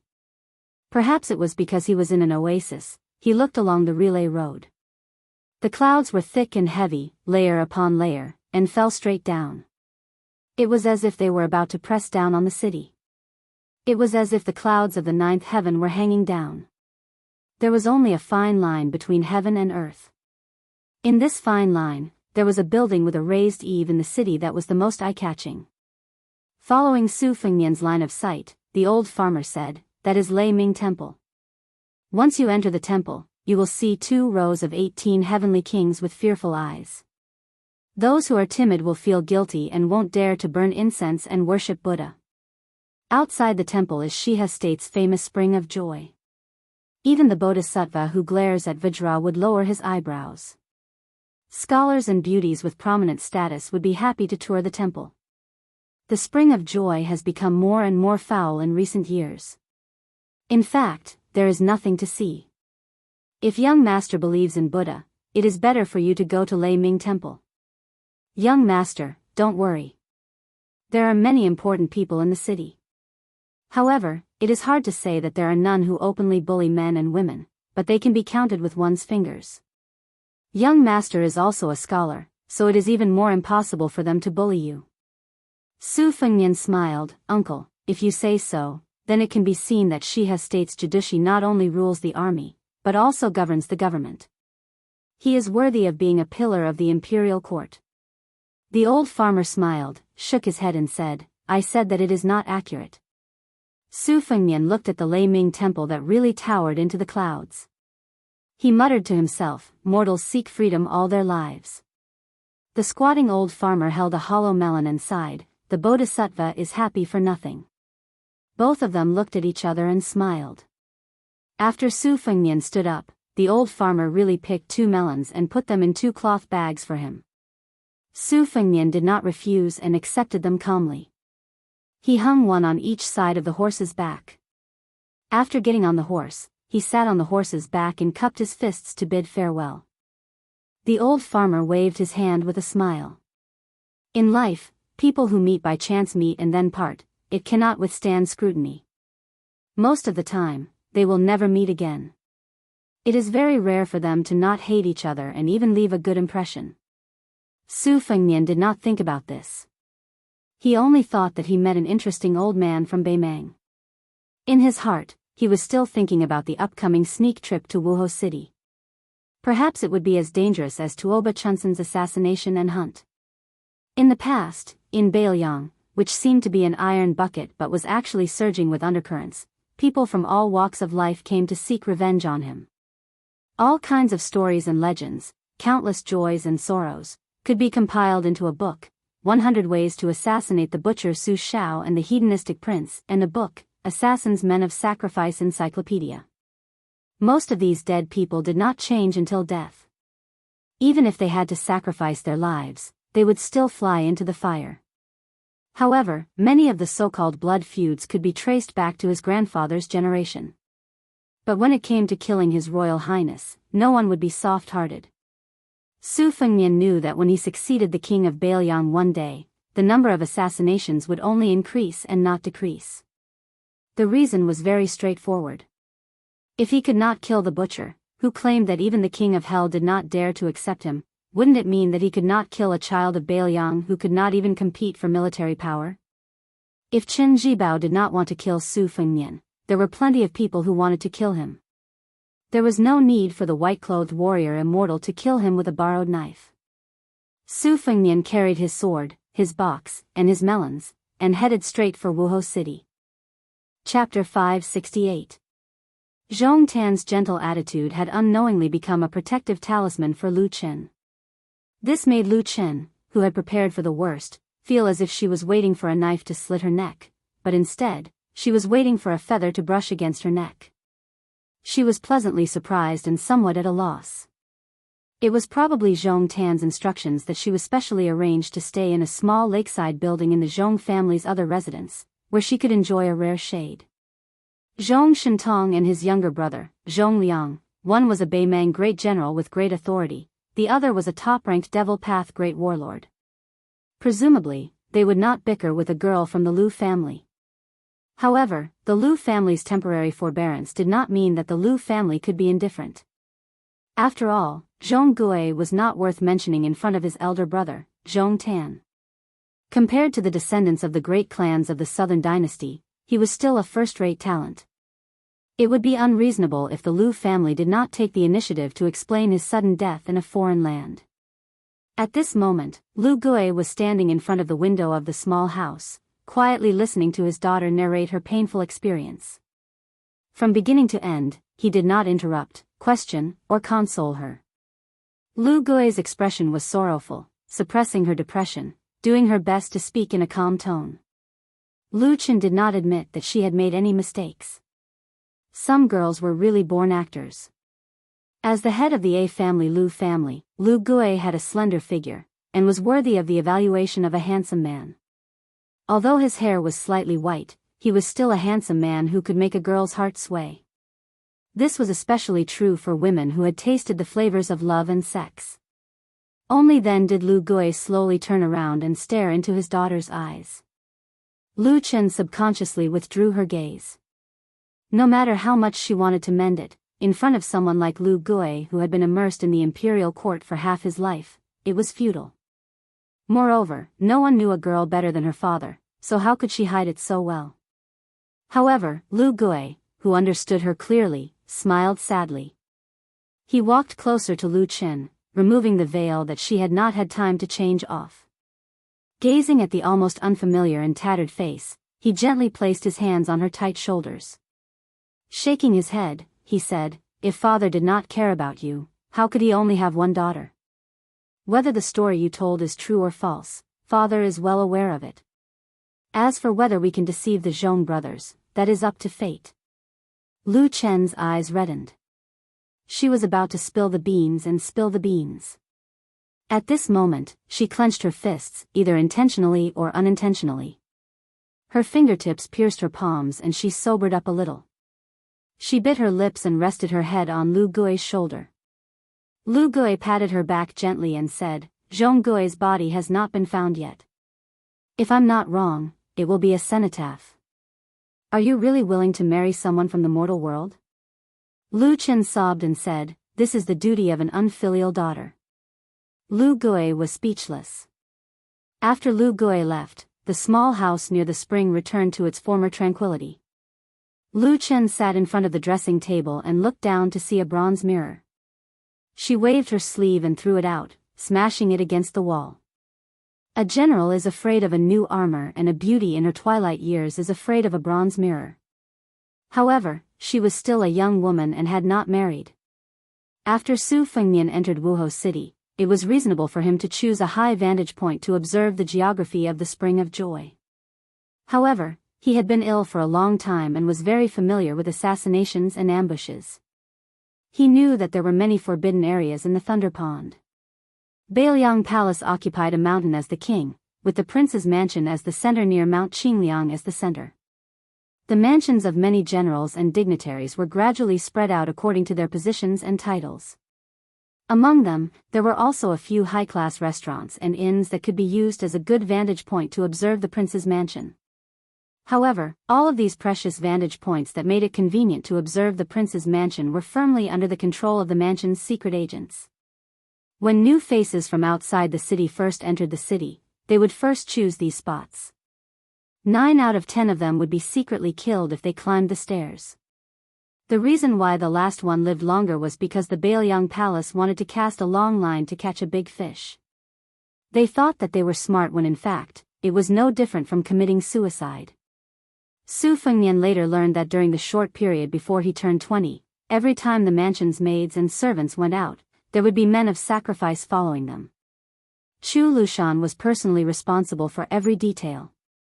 He found no less than 60 assassins and strangled them to death, pulling out the radishes and bringing out the mud. Several high-ranking Baelyang officials' residences became uninhabited residences overnight. Therefore, Su Fengnian only chose a low-rise and that was slightly further away from the Spring of Joy to check in. He seemed to casually ask the waiter about a few sightseeing spots in Wuhou City. From the waiter, he learned that in 2 days it would be the 15th day of the month. The incense at Leiming Temple was at its peak. Nobles and travelers from outside the city, as well as wealthy merchants who were well off, liked to go to Leiming Temple on the 1st and 15th day of the month to worship a bodhisattva, or to light or add oil to a longevity green lotus lantern. However, the tribute for a small lantern would cost at least 100 taels of silver. Those who were devout Buddhists would easily give away several dozen taels of gold. It was a bottomless pit. Chapter 569. Probably because he looked down on Su Fengnian from the bottom of his heart, the waiter spoke with an air of generosity. He kept saying that if Su Fengnian didn't have a few hundred taels of silver, he shouldn't go to Leiming Temple to puff himself up at his own cost. Su Fengnian dismissed it with a laugh, saying that he would consider burning incense. While he was at it, Su Fengnian also praised the richness of Wuhou City, saying that as a foreigner, he had broadened his horizons. Only then did the waiter's expression turn for the better, and his tone of voice became warmer. Su Fengnian received the copper key, not forgetting to give him a few pieces of silver, and asked him to hang the watermelons in a bamboo basket and place them in the well water in the backyard. The waiter said, "Good," and happily left with the 2 watermelons. He found this scholar more and more pleasing to the eye. Su Fengnian put down the bookcase, took down the spring and autumn sword, and placed them on the table. Before he left, he stuck 2 silk threads between the cracks of the window and the door, which were hard to detect. When he pushed them open, they would break. He then nailed the flying sword, Morning Dew, with its perfect sword embryo, to the roof beam. After entering the city, Su Fengnian restrained most of his qi activity. Within 100 steps, he was still concerned about Morning Dew, so he went downstairs to eat lunch. The business of the inn was bleak, and there were only a few tables of customers. Su Fengnian ordered a pot of liquor and drank alone. He was relaxed and had a bit of the spirit of a scholar. Before Su Fengnian went to the north, he had a lot of business dealings. Not only were there tea leaves and porcelain, but there were also a lot of antiques, scriptures, and other relics of the spring and autumn period that had been lost among the common people were also sold to Wuhou City and a few other big cities. Before Su Fengnian went to the north, he had some understanding of the 8 great festival holders and the 12 great generals. Helian Wue of Shihe province was relatively unknown. He only knew that he was of noble birth in Beimang and was a romantic young man. However, after his family declined, he did not give up on everything. Instead, he turned over a new leaf. After 20 years of military service, his outstanding military service brought glory to his family. His wife died early from illness and he did not remarry, resulting in him having no children. He was completely different from Helian Wue, who was known for his military strength and ruthlessness. Other than his ability to lead troops, he could only be regarded as a troublemaker in the imperial court. He was also rarely seen in the Empress's annual spring and winter hunts. Therefore, among the 8 great festival holders, he was the most aloof. Su Fengnian returned to his room. The silk thread was still intact. Other than eating and drinking, he spent his time alone, flipping through the secret saber manual.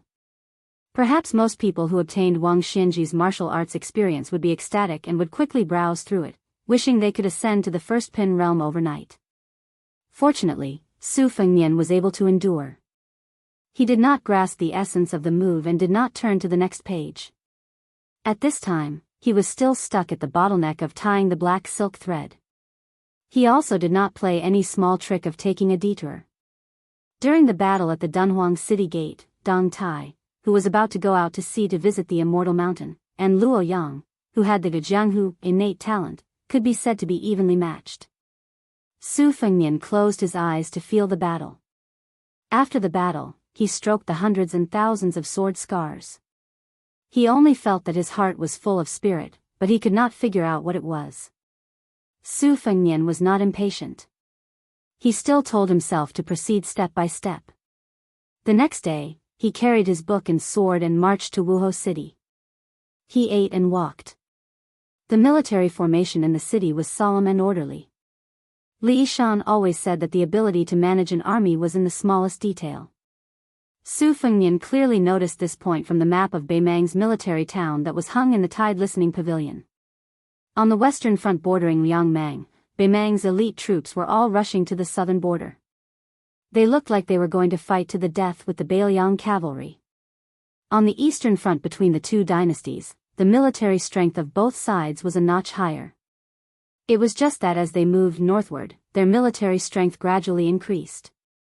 Beimang's eastern border had Dongjin and Juzhi prefectures, which were obviously inferior to Shihe prefecture, which had Kungbijuan as its foundation. Su Fengnian did not know whether this arrangement, which was better or worse, was intentional or not. He did not know whether it was a deliberate arrangement or an unintentional move that had to do with the temperament and ability of the several preceptors. On the 15th day of the first lunar month, Su Fengnian did not follow the general trend of going to Lei Ming Temple at dawn. Instead, he left the inn at noon, when the sun was blazing hot. Lei Ming Temple was located at the intersection of the north and south of the Joyful Spring. It was built against the mountain. The main structure was a 9-story pavilion with multiple eaves. Inside the pavilion was a Buddha statue that was even bigger than the Dunhuang Buddha cave. It was a typical building with a slope on one side of a hard mountain in the western regions. Su Fengnian, who had restrained his qi activity, was sweating all over as he slowly entered the temple. Inside the temple, ancient trees towered to the sky, providing deep shade. He immediately felt refreshed. After burning 3 sticks of incense, he crossed the threshold of the main building. There were a total of 81 windows in the 9-story pavilion, but none of them were open. It was just that on the 4th floor below, several thousand green lanterns were lit. The lanterns were splendid, as if the Buddha's light was shining everywhere. Therefore, the interior of the building did not give people the slightest impression of gloominess. Su Fengnian looked up and saw the Buddha statue of Maitreya, squinting his eyes and looking down at the world. The Buddha statue was so big that it was ranked 3rd in the world. It was built 800 years ago, during the 3rd catastrophe of Buddhism. The Buddha statue had a compassionate face, with a gentle outline. One of his hands was placed on his knees, while the other was forming a seal with his index finger raised. This seal was not found in any Buddhist scriptures. Generations of monks were puzzled and argued endlessly. Later dynasties did not make any changes to the Buddha statue itself. They only added new colors and gold. After the empress ascended the throne, she added rich colors to the kasaya. Before entering the temple, Su Fengnian was informed that the longevity lanterns were to be lit. He had to inform the Thunder Temple monk of his name and ancestral home. Regretfully, he could only give up. The building was spacious and empty. Occasionally, a cool breeze would enter the building. The thousands of green lotus longevity lanterns on the 4th floor, from low to high, swayed slightly in order. The scene was not like that of the human world, but rather like the pure land of bliss. Pilgrims were not allowed to enter the building to see the Buddha. Even the monks in the temple had to stop at the 4th floor. The Thunder Temple was built 800 years ago. Most of the monks who achieved the Tao stopped at the 6th or 7th floor. Only the emperor could go up to the 8th floor. Even the emperor, who was known as the Emperor of the 9 and 5, had done so. It meant that he had lowered his status in front of the Buddha. Naturally, no one could go up to the 9th floor. Even the Beimang Empress, who had the ambition to unify the world, was no exception. Su Fengnian bowed to the Buddha and was about to leave the building. He was about to go to a nearby sutra pavilion to enjoy the scenery. In a flash, he had a telepathic connection and looked up. He saw a head poking out of the Buddha's palm. The head was looking straight at him with a cold gaze. At this moment, Su Fengnian only felt that it was ridiculous. His strange mood was indescribable. This woman was really audacious. The white-robed Luo Yang. Sitting on the Buddha's palm, she bent over and poked out her head. She was looking at Su Fengnian. Su Fengnian thought that if it was a gentlewoman like Huang Baozhuang, she would definitely not dare to be so rebellious. Su Fengnian said to himself, the devil Buddha has a line. Thinking of the magnificent scenery of the falling clouds outside Wuhou City, he suddenly had a hint of understanding. However, it slipped away and he did not grasp it. For some reason, Luo Yang, who appeared in the Thunder Temple, did not leave the Buddha's palm. Su Fengnian also did not go up. The two could only look at each other. Then, Su Fengnian almost vomited blood. The white-robed Luo Yang seemed to be annoyed by Su Fengnian's cowardice. When her body floated down, her qi surged like a river flowing into the sea.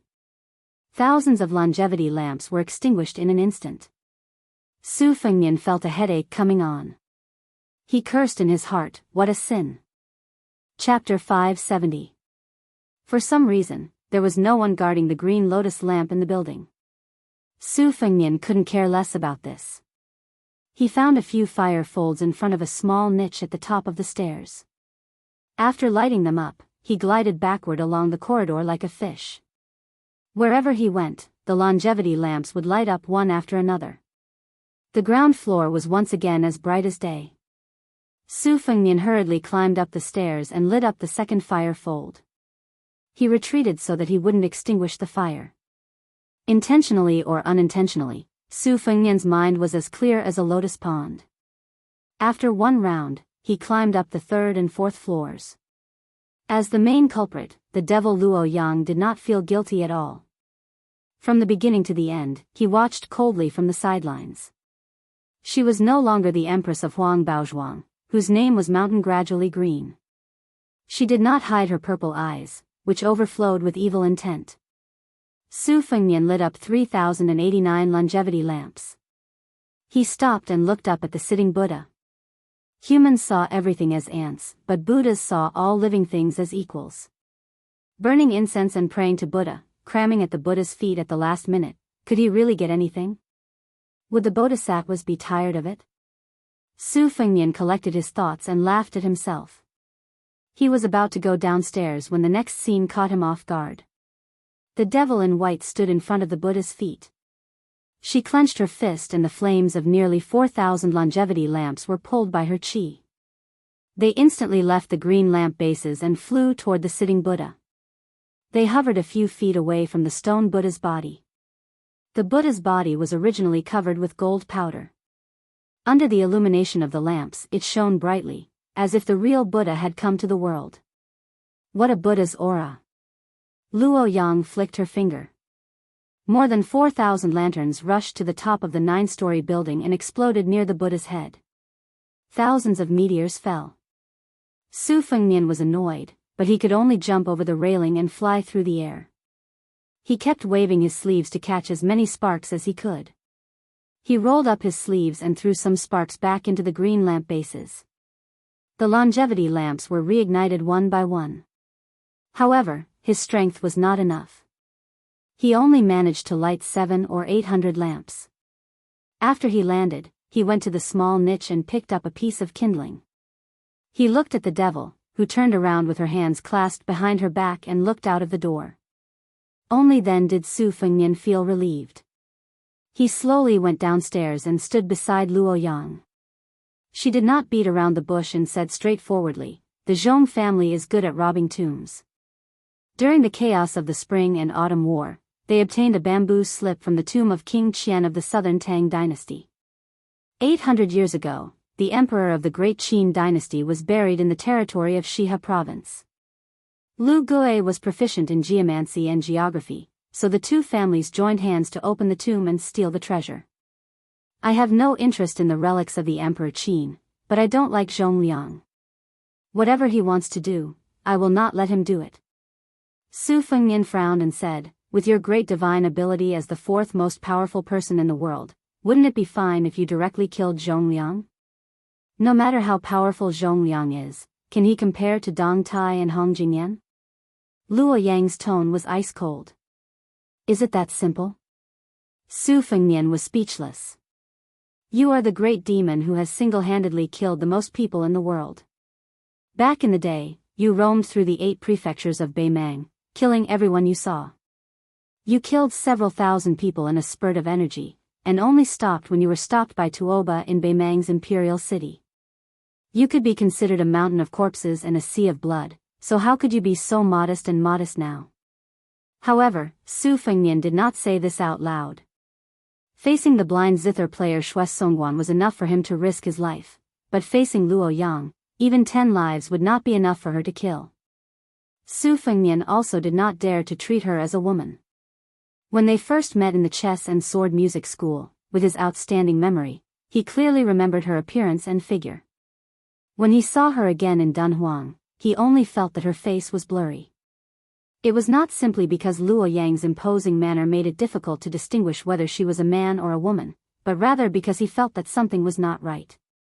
If he wanted to get to the bottom of it, this might be the first time in his life that Su Fengnian was so afraid of a woman. Luo Yang said calmly, I've been waiting for you here for 2 days. Su Fengnian's face was full of doubt. Luo Yang hesitated for a moment, then said, Do you know where the mausoleum of the great Qin dynasty's emperor is hidden? Su Fengnian held back the sarcastic sarcasm that almost slipped out of his mouth. He grinned and said, If I knew, I would have taken a hoe to dig up treasures in the grave long ago. Luo Yang walked towards a tall sutra depository with a plaque hanging from it that read, Buddha comes, Buddha goes. Su Fengnian asked, Why don't I see the monks of the thunder-rumbling temple? Luo Yang said lightly, Before you entered the temple, I was resting on the palm of the Buddha statue. I thought that they were chanting sutras and doing their homework on the wooden fish, so I killed them all. Su Fengnian walked out of the building, and his restrained qi poured out in torrents. The mirage of the great yellow courtyard was lofty, and the sleeves of his long gown fluttered in the wind. Unfortunately, as the saying goes, virtue is 1 foot tall, and the devil is 10 feet tall. Under Luo Yang's suppression, Su Fengnian not only restrained his qi, but also a mouthful of blood surged up his throat. At this moment, Su Fengnian saw monks coming out of the hall of great strength in a line. The way they wore their yellow kasayas was slightly different from the ones in the Central Plains. They looked serene, and when they saw Luo Yang and himself from a distance, they only took them as pilgrims from a wealthy family. Some monks with lower cultivation just glanced at the white-robed Luo Yang a few more times, but did not pay much attention to them. Only then did Su Fengnian realize that the female devil was playing a joke on him. She played him like a monkey, and he did not know whether to laugh or cry. After swallowing the mouthful of blood, Luo Yang's words added insult to injury. How did you enter the Vajra realm with your intellect? I think you just relied on your background as the heir of Bailiang and the fated chance due to your identity. You are petty and have no foresight at all. What a waste of Dong Tai's gift. Su Fengnian did not refute. He comforted himself with the flimsy reason that a good man would not fight with a woman, and at the same time criticized her in his heart. Luo Yang was able to read people's minds. She sneered and said, You must be comparing me with Li Chungang. You think I'm making fun of your intellect and that it's just the pot calling the kettle black. But in fact, not only am I in the first 3 realms of the first pin, I have also stepped into the Vajra finger and mysterious celestial phenomenon earlier than Li Chungang. Even the earth immortal realm is no exception. Su Fengnian said in a low voice without any sincerity, Yes, yes, yes. Your martial arts are matchless. Tomorrow, you will beat Tuoba until he runs away like a rat. The day after tomorrow, you will be beaten by Wang Xianji into a coward. On the 3rd day, you will be able to treat the heavenly tribulation as nothing. Then, Su Fengnian flew into the sutra depository. He was attacked by Luo Yang. She hit his back with her palm, and the mirage collapsed. Firstly, Su Fengnian did not dare to dodge. Secondly, he wanted to estimate Luo Yang's strength. Only Su Fengnian, who was sitting on the stone floor of the pavilion, knew how painful it was. He wiped away the scarlet blood that seeped out of the corner of his mouth and cultivated a sword amidst the pain. After the temperamental Luo Yang entered the pavilion, she did not even look at Su Fengnian and went straight to the top floor. Although it was the Sutra Depository in name, it was actually a 6-story steel pagoda. The wooden stairs spiraled upwards. Luo Yang came to the top floor and looked up at the spring of joy. On the top wall of the pagoda, there were many poems of scholars and poets who enjoyed the scenery. Because the latecomers did not follow the rules, the words were overlapping and changed beyond recognition. Su Fengnian looked around in boredom. He did not see many poems with good charm. They were all the kind that groaned for no reason. However, there were some small songs and sentences that were interesting. For example, the spring breeze in Jiangnan, the sound of the orioles on the ancient trees, and so on. He memorized them one by one in his mind. He wanted to plagiarize them and present them to his second sister, who was known as the best in the literary world. Chapter 571. Su Fengnian accidentally saw half of a poem, so he wiped it away with his palm. Su Fengnian stood by the window and slightly released his qi. His vision gradually became clear, and he began to memorize the layout of the mansion of the joyous spring. As the refugees moved north, they brought with them a wave of south wind blowing north. The courtyard architecture was tainted with the style of the spring and autumn period, which was undoubtedly the most obvious phenomenon. Beimang was not only the southern dynasty, there were also many noble families in the north who pursued the style of small bridges, flowing water, and deep courtyards. Moreover, there was a tendency for the green to surpass the blue. They were well versed in the essence of the southern school's architecture, which was a first-class masterpiece.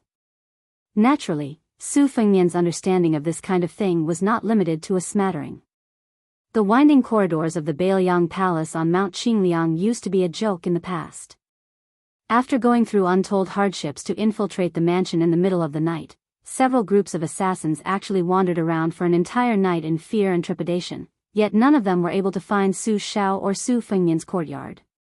After being captured, they died with their eyes wide open. These jokes had always been talked about by the servants of the mansion. After Su Fengnian's 2 travels, he could no longer laugh. He still remembered that once he was dragged by Wenhua to peek at a woman from a landowning family whom the wooden sword ranger fell in love with at first sight. Wenhua stood on tiptoe outside the high wall, listening to the beauty laughing on the swing inside the wall.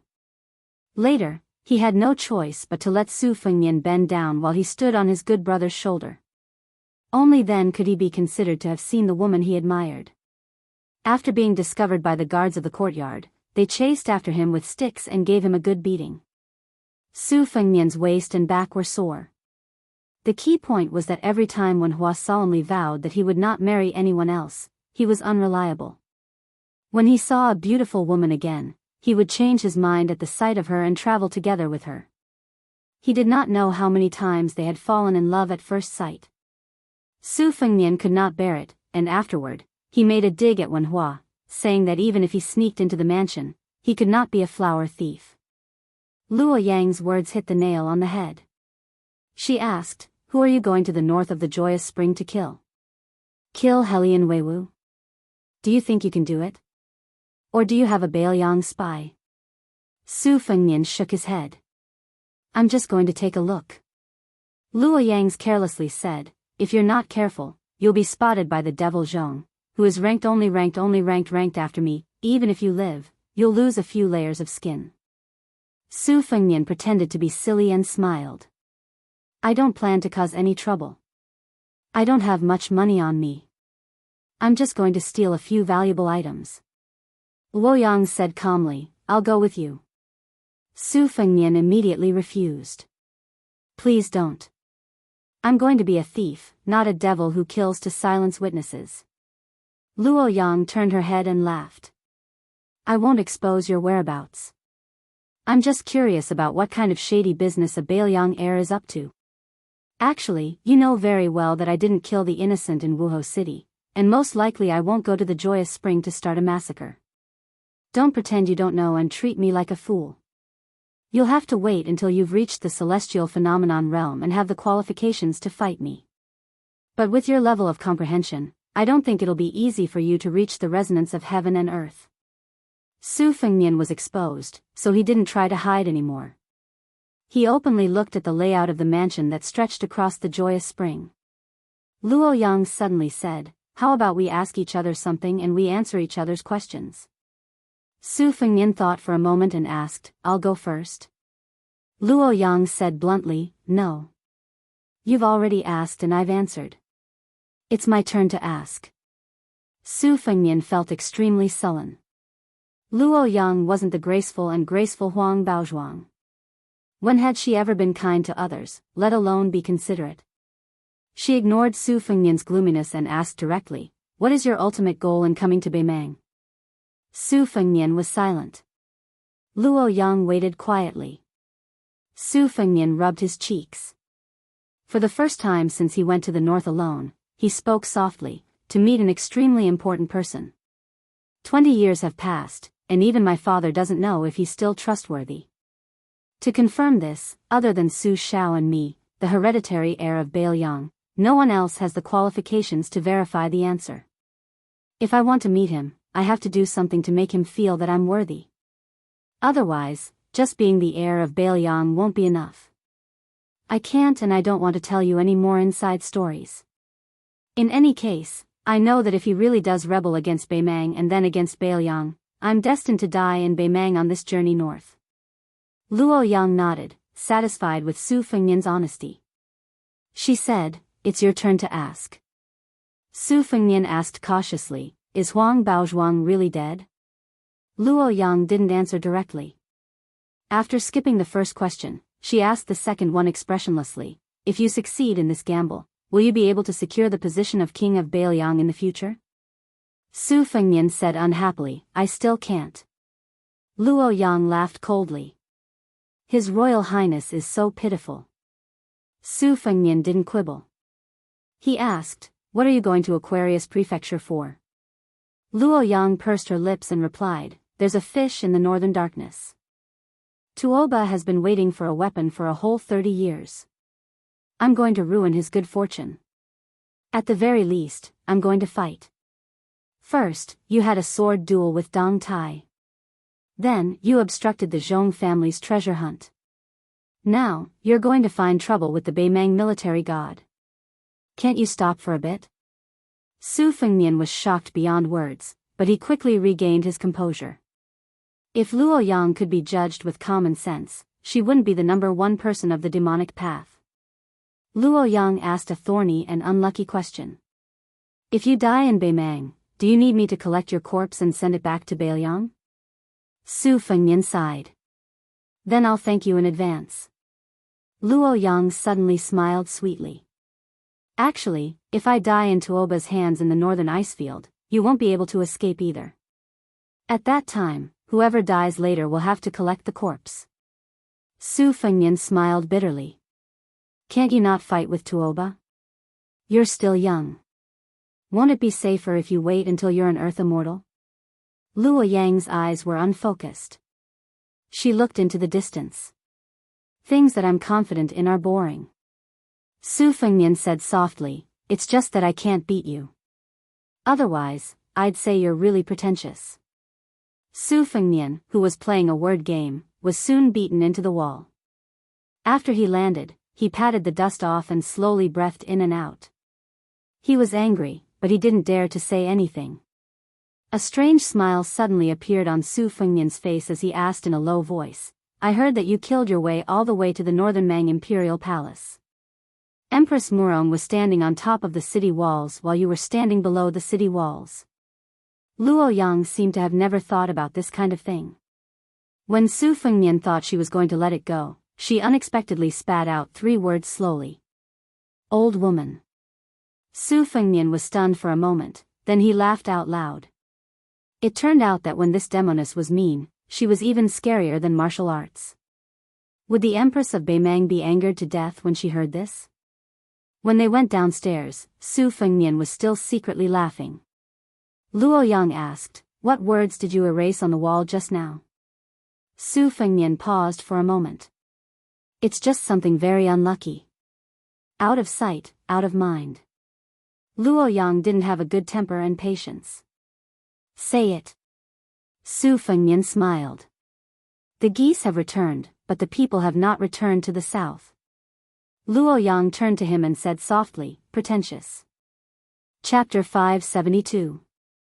In Wuhou City, there was a sudden downpour and then a sudden stop.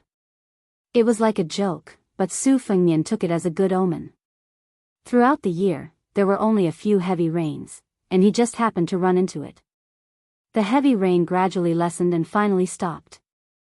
Su Fengnian, relying on his clear memory, led Luo Yang, who was dressed in white and wearing white shoes, to walk through a small alley. In the alley, there were groups of children and girls who were in high spirits. They went to the wet wall and flipped over the rubble and stones, grabbing a few water buffaloes with long beards and horns. Su Fengnian did not expect that Shihe province would also have this kind of bug. He thought of many interesting things from his childhood, and his eyes became warmer. The children picked up the water buffaloes and placed them on the steps. They used ropes and strings to tie small stones to the water buffaloes.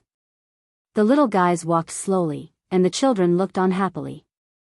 These children who lived next to each other and could be said to be childhood sweethearts occupied more than half of the alley. Su Fengnian stuck close to the wall and walked around, but Luo Yang directly walked past him and stepped on one of the water buffaloes to death. The owner was a fair and clean girl with goat horns. Seeing the pet she had just obtained die an unnatural death, she was stunned for a moment. She first glanced at Luo Yang, but did not dare to get angry, and could only cry loudly. The boys also did not have the courage to stand up for her, and could only stare blankly at the white-clothed elder sister. She was beautiful, but her temper was too bad. Su Fengnian was afraid that this group of children would unintentionally anger the demoness, so he hurriedly signaled to Luo Yang, and then eagerly went to the foot of the wall to get busy. He pulled out 2 water buffaloes and handed them to the girl with goat horns as compensation. The children had simple hearts. What they gained, they lost.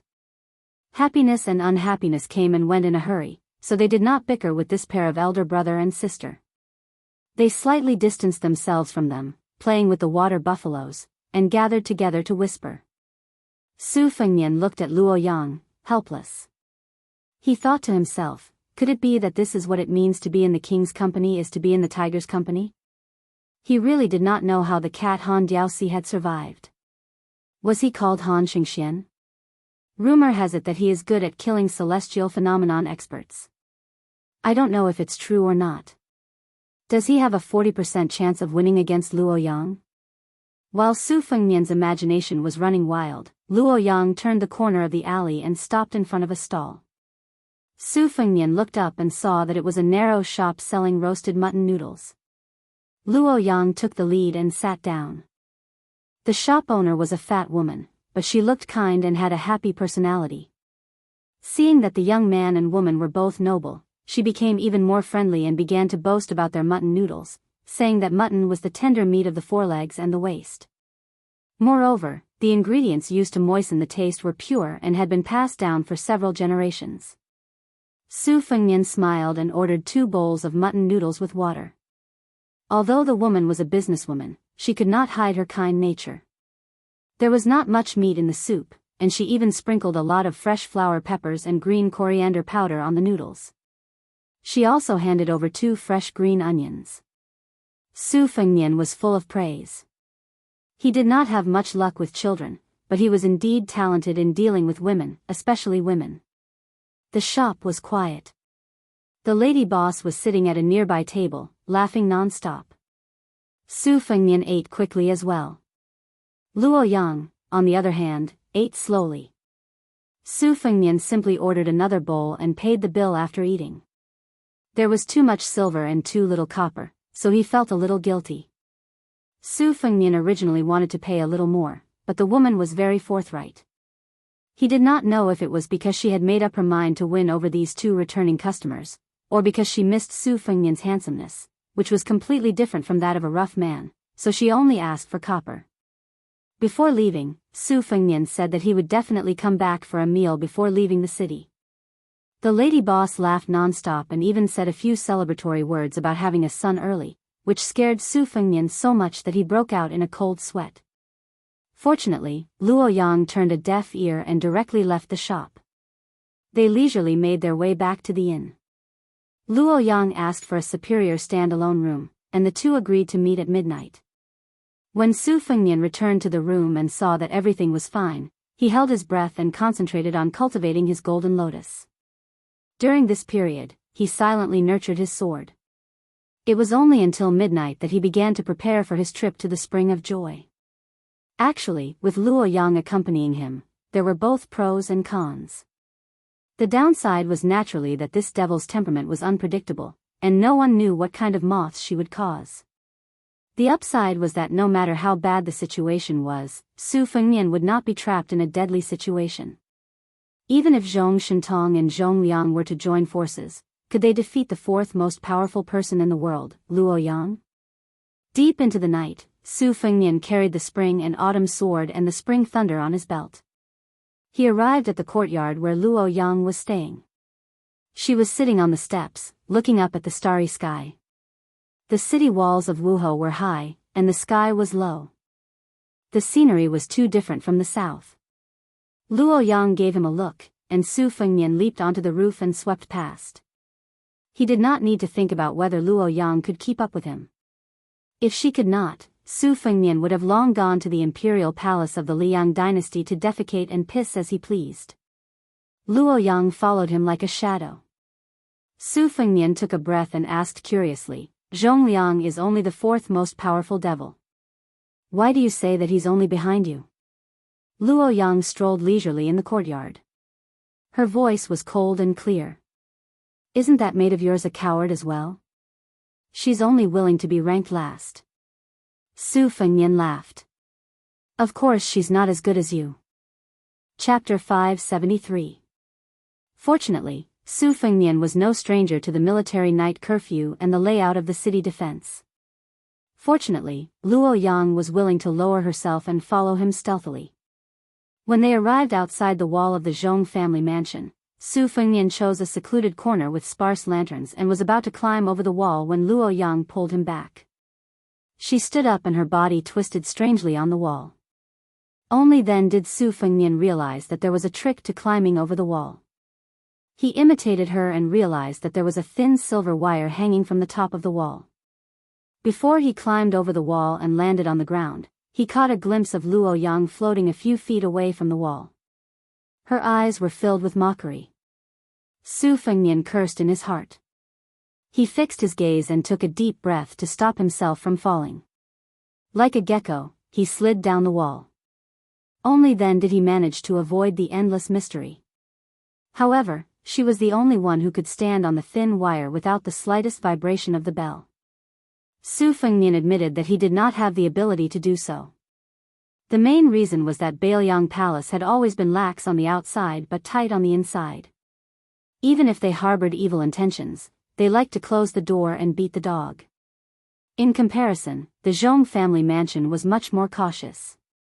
It was obvious that they wanted to repel the enemy first so that the enemy would know the difficulty and retreat. They did not want to kill anyone. Perhaps this was also the Zhong family's way of deliberately putting up a low profile in other people's territory. As long as the architecture of the courtyard was the work of a master, there would naturally be laws to be followed. The majestic Bailiang Palace was a collection of great achievements. The Zhong mansion could be considered a first-class style in the Spring of Joy, but compared to the Bailiang mansion which occupied a mountain and called itself the king, it was still not worth mentioning. Su Fengnian walked very leisurely and contentedly. Hearing voices, he circled around the people he met, as if he was taking a stroll in his own home. He led the white-clothed devil around the beams and through the corridors. However, at first he could still sense Luo Yang's presence, but after a quarter of an hour his perception completely disappeared. Su Fengnian was also too lazy to worry about groundless fears and speculate based on his identity. He did not want to go to Zhong Shintong and Zhong Liang's place and invite trouble. He arrived at the elegant courtyard of the distinguished guest, Lu Gui. The closer he got to the main courtyards, the more relaxed the security was. This was also the Zhong family's conceit. Like a swallow returning to its nest, Su Fengnian hung under the eaves that did not reflect his figure. The room was brightly lit, and the golden threads pierced through the small holes in the paper window. He saw a middle-aged man who looked about 60% similar to Lu Chen reading a book at night. His brows were hazy, and there was also an old man dressed in sackcloth sitting opposite him. The old man looked thin, and his 10 fingers were crossed on the table. The most eye-catching thing was that his lips were purple, which was exactly the same as the Beiliang's master Qingshui, Yao Jian. It was obvious that this was caused by years of tasting soil and identifying acupoints. It could be seen that the Zhong family's journey to the west was indeed to borrow the Lu family's geomancy technique to explore the mausoleum of the Emperor Qin. The old man in sackcloth had an exquisite brass lamp in his hand. Both he and Lu Gui were deeply worried, but they did not rejoice at the prospect of opening the mausoleum and getting a share of the loot. Su Fengnian could still be considered somewhat understanding. When it came to the mausoleum of the Emperor Qin, the mausoleum of the Emperor of the mortal world, the technique of mechanisms was only a small matter. What was more troublesome was the contamination of fate energy. If the Yin energy was too heavy, not only would the people who entered the mausoleum temporarily die after obtaining the treasures temporarily, it was likely that they would also bring disaster to several generations of their descendants. The brass lamp was also known as the ventilation lamp. It contained the essence and blood of a child. Once it was lit, it could be used to ward off the Yin energy. The old man in the house sighed, 36 lamps are still too few. The divination also shows that the odds are against us. Lu Gui looked tired and said helplessly, things happened in a hurry. Where can we get enough lamps for the great Zhou dynasty? The old man sneered, the Zhong family is boorish and arrogant. How would they know the knowledge behind this? It's not something that can be matched by human strength. Lu Gui said softly, the walls have ears. The old man laughed involuntarily, Master, the Zhong brothers still have the breadth of mind. Lu Gui shook his head, it's better to be safe than sorry. In front of great wealth, everyone is narrow-minded. At this point, the old man did not say anything else. His 10 fingers gently stroked the brass lamp with the carved Buddha statue. Although he was born poor, he had great skills. Since he was young, he had learned how to make Buddha from an unknown Buddhist master. It was only after that Buddhist master passed away that he was valued. He was known as the ancestor of the revival of Dunhuang Buddha Cave. After his death, he was posthumously conferred the title of abbot of the whole mountain. He was especially good at making guanyin statues. Although the old man was not a monk, he was ingenious. His Buddha statue did not stick to the guanyin. It was said that the 10,000 Buddhas were in the heart, 32 faces, good for light, and good for 80 kinds of good. The qi-exchanging lamp was his creation. According to the precepts of the king's scripture, if the Buddha statue was not as good as the Dharma, even if the Buddha Bodhisattva was consecrated by the eminent monk, they would not come to receive the Buddha. In layman's terms, the common folk only knew that it was not easy to invite the Buddha, but they did not know how difficult it was. In fact, if the Buddha statue was not as good as the Dharma, the real Buddha would not come. Therefore, many places of worship were not blessed by the Dharma. And many places of worship were full of evil. This led to the Buddha statue not being effective, and the prayers not being fulfilled. This was the reason why the Buddha statue was not as good as Dharma. Especially this brass lamp. At first glance, it was not eye-catching, but upon closer inspection, it was like a new moon, full of charm. It could be considered the highest achievement of the old man in hemp. If it were not for his lamp, no matter how good Lu Gui was in feng shui, he would not have dared to come to Shihe province. Lu Gui raised his cup and took a sip of wine. He said slowly, it is recorded on the bamboo slip that Emperor Qin mobilized tens of thousands of people to cut off the river and dug a mausoleum on the mountain wall above the water. After sealing it, he opened the gate and released the river water. The people and nearly 1,000 supervisors were all killed by the imperial guards. The ingenuity of the acupoint construction technique and the ruthlessness of the method of hiding the truth are unprecedented. This is what an emperor should do. Lu Gui continued, if we want to reopen the mausoleum of the Emperor Qin, we have to collude with the preceptor Helian Weiwu. Otherwise, how can we do such a huge project of cutting off the river? As for how the Zhong family persuaded this stubborn old man, we don't know. That's good. One less secret, one less trouble. Su Fengnian, who was hanging under the eaves, frowned. 800 years ago, in the mausoleum of the Qin Emperor, Li Zhu, the empress of the great Qin Empire, and the white-robed Luoyang who spat out pearls. Why did it feel like they were about to become one? Was Luoyang, whose pearl of the pearl was destroyed by Dong Tai, trying to ruin the Zhong family's good deed, or was she trying to accomplish her own good deed? Su Fengnian, who was helping the evildoer, was worried. Chapter 574. The old man in hemp clothes left the courtyard with the brass Buddhist lamp. Lu Gui stayed up late at night to read an old edition of the geography book he had asked for from the Shiha province government. Stealing the emperor's mausoleum was a big deal. If he wanted to get into the details, he had to at least have a clear view of the overall situation. It was already late at night, but there were still guests. Su Fengnian restrained his qi and did not move. When the young master and servant knocked on the door, he easily recognized them. They were Zhong Gui's elder brother, Zhong Tan. This eldest son of the Zhong family was followed by a personal maid who could not even be called average.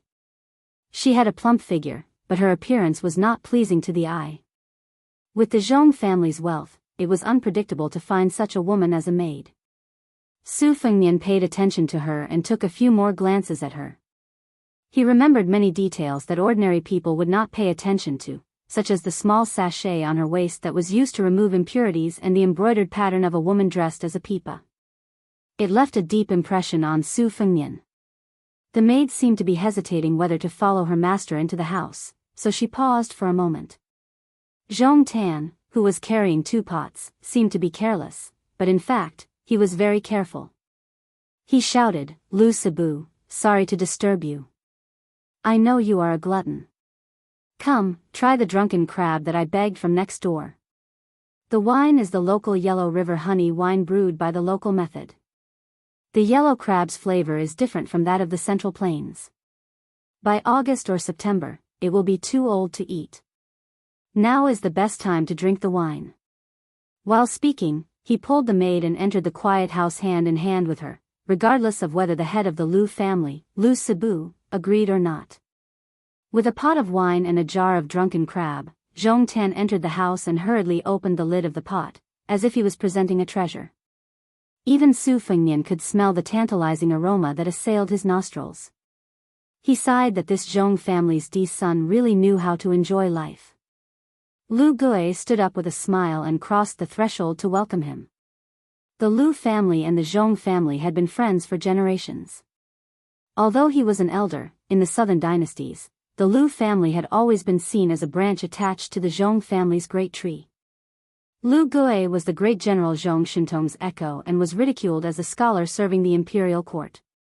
At this moment, Lu Gui's eagerness showed just how much confidence Lu Gui had.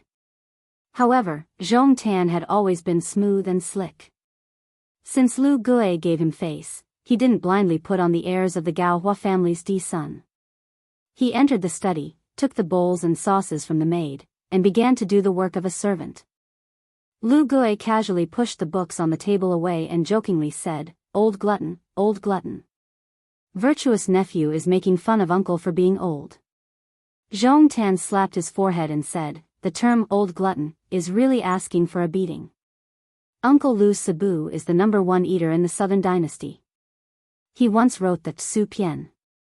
Even Her Majesty laughed and said that Lu Sibu was worthy of the title of clear glutton in our dynasty. Compared to the title of old glutton, clear glutton is much more elegant. Lu Gui had a gratified smile on his face regarding the Empress's bestowal of clear glutton. It would be impolite to refuse, but he wasn't modest and wasn't in a hurry to eat. He lowered his head and bent over to smell the aroma of the drunken crab on the plate. He was intoxicated by it. Then, he raised his head to look at the woman's waist and clicked his tongue in wonder. Miss Daigu's scented sachet is the new clear agarwood, which has become an excellent seasoning. The aroma of wine, the aroma of crab, and the fragrance of agarwood. The woman's face didn't show any flattery or shyness. She said calmly, "You flatter me. It's Lu Daogu who has made a fool of herself." This woman was Zhong Tan's weak spot. Praising her was much more effective than praising him. However, when people flattered him, they either praised made Lu's countenance as a flower, or said that she was like a hibiscus. They didn't hit the nail on the head and would only annoy Zhong Tan. Her realm was far inferior to Lu Gui's. Without needing Zhong Tan to open his mouth, Lu Gui invited the woman to taste the exotic drunken crab together. Just as Zhong Tan had said, the taste of the summer crabs salvaged from the Yellow River wasn't inferior to the lake crabs from the Central Plains.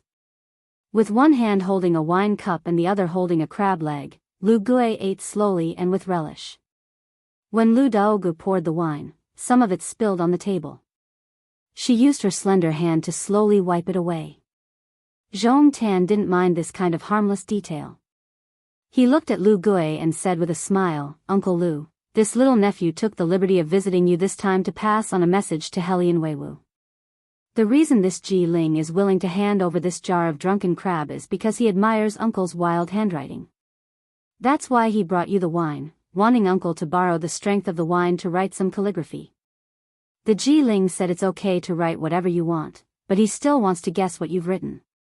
Lu Gui pointed at Zhong Tan and teased, You're just a common person. How can you compare to the rice girl who's pure and clean to the bone?" Zhong Tan laughed out loud and said, I don't deny it. After eating the crab and drinking the wine, Lu Gui also wrote a piece of calligraphy. It was incomparably sloppy. Nearly 20 words were written smoothly in one go, showing off his ability. Zhong Tan was a rascal and couldn't recognize a single word. However, after asking about the content, he found out that it was 1 or 2 merits that benefit the people, far surpassing the 8 or 9 moral essays, close to a saint. This sentence obviously had the suspicion of flattery. However, Lu Sibu's calligraphy skills and noble status were all there. If this piece of calligraphy was given out, as he said to San Xiang Yi earlier, Lu Gui, Zhong Tan, and Helian Weiwu would all be happy. Moreover, Lu Gui was originally a scholar who wrote moral essays. He belittled himself to elevate the Ji Ling of Shihe province, who was a martial artist. He didn't hesitate to use the 4 words, close to a saint, to comment on it. It could be said that he had read a brilliant knowledge. Chapter 575. When Su Fengnian and the woman stepped through the door and walked towards the courtyard, Su Fengnian did not look at the backs of the man and woman. Instead, he stared straight at the window to observe the changes in Lu Gui's expression. When he saw Lu Gui looking at the window with a hint of nervousness, Su Fengnian knew that something was wrong. At that time, the maidservant poured the wine carelessly with her back to him and used her fingers instead of her sleeves to smear the wine. Su Fengnian was suspicious. Although he was not sure how she knew about his whereabouts, when he thought about Lu Gui's strange behavior, Zhong Tan was most likely going to call for someone to reel in the net. Su Fengnian had no interest in being a drunk crab. The spring and autumn struck first to gain the upper hand. In an instant, his chi was vast and mighty like the Milky Way pouring down from top to bottom. As expected, Zhong Tan only turned around to watch. The maidservant with a vulgar name struck first. Her slender hands were as sharp as the Milky Way pouring down from top to bottom. As expected, Zhong Tan only turned around to watch. The maidservant with a vulgar name struck first. Her slender hands were as sharp as the Milky Way, and she could kill with just a light lift of her hand. Unexpectedly, Zhong Tan only turned around to watch. The maidservant with a vulgar name struck first. Her slender hands were as sharp as the Milky Way, and she could kill with just a light lift of her hand. She actually had the demeanor of a grandmaster. Su Fengnian had tirelessly studied the saber manual on the road to the north. In addition to the sharpening of many life and death battles, his saber technique had reached perfection. The spring and autumn sword bent at an angle, and instead of retreating, she attacked with her fingers like a whetstone. Instead of retreating, the spring and autumn sword moved up and down 30 times in an instant. Su Fengnian did not think that he had underestimated this strange woman, but still underestimated her skills. He pulled out his sword and retaliated. Sparks flew in all directions. Since Su Fengnian's strike failed, he put his sword back into its scabbard and prepared to engage in close combat. He did not expect the woman to be so unforgiving. She took a series of small steps that were pleasing to the eye. The courtyard was windless, and her sleeves fluttered. Ever since Su Fengnian started practicing the saber manuals and sword manuals that he had read could be piled up into a small mountain. As for the rest of the manuals, he could only be considered average. Since the woman was an outer sect martial artist, she also knew a few techniques of the Xingyi Dragon Claw. The servant girl was at a disadvantage. Zhong Tan was still interested. He laughed and said, "You're quite interesting. You're just like me. You don't look at the face. You're both handsome and confident young masters. Once you look at the face, women who like pretty boys will be disappointed. Could it be that you're my long-lost brother? This hero, what's your name? Why don't you tell me? If you accidentally die later, it would be too much of an injustice." Before Su Fengnian left the inn, he changed his face into a ferocious-looking bearded man. He looked like a fearsome warrior from the thunder-rumbling temple, which was very different from his previous image of a refined scholar. This girl's scratching really meant a lot. Su Fengnian was too lazy to continue fighting. He swung his sword in a rocking stance, his momentum like a rainbow. Zhong Tan's expression finally changed slightly. He took a step forward, causing a large crack to appear on the ground. Su Fengnian swung his sword halfway and retreated.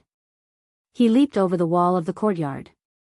Then, with a few leaps, he disappeared into the night. He continued to move stealthily. This was also in line with the style of an assassin. If the first attack failed, then retreat. Zhong Tan shook his head to stop Lu Daogu's pursuit. He blew a sharp whistle, and the entire mansion was suddenly brightly lit. The servants lit lamps and hung cages. The soldiers donned armor and held spears. The men of sacrifice chose a place to hide. There was no panic at all. It could be seen that Zhong Tan was accustomed to governing his family using the military method. Zhong Tan stretched his body and laughed. "This guy is probably the one who killed Zhong Gui. He's really powerful. You're born from the princess's tomb's unique calligraphy technique, but you didn't get the upper hand. It would be strange if Zhong Gui didn't die." He glanced inside the room and sneered. Lu Gui must be a coward. Which scholar who became an official wasn't afraid of death? Lu Daogu's expression was grave. She bit her lip and said, "This person's strength is close to the first rank." Zhong Tan said calmly, "If the sky falls, there's a tall person to hold it up. Do you think my father and uncle are decorations? Let's not worry about this. If he dares to run around, he'll die sooner or later. Not to mention close to the first rank, even if he's a genuine finger xian, he'll still die."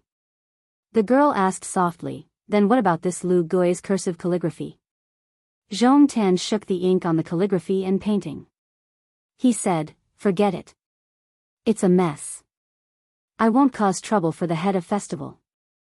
I'll send it tomorrow." Zhong Tan left the courtyard with a mischievous smile. He was still in a good mood. He shouted, 6 yellow crabs. Wash and drain. 1 jean and 2 jeans of good salt. Put it in the pot and let it cool." Lu Daogu followed quietly behind him. She smiled but didn't say anything. The Southern dynasty prioritized famous scholars, then focused on agriculture and light on commerce. But Lu Gui and these scholarly officials aren't businessmen in the end. They're just selling the goods in their stomachs.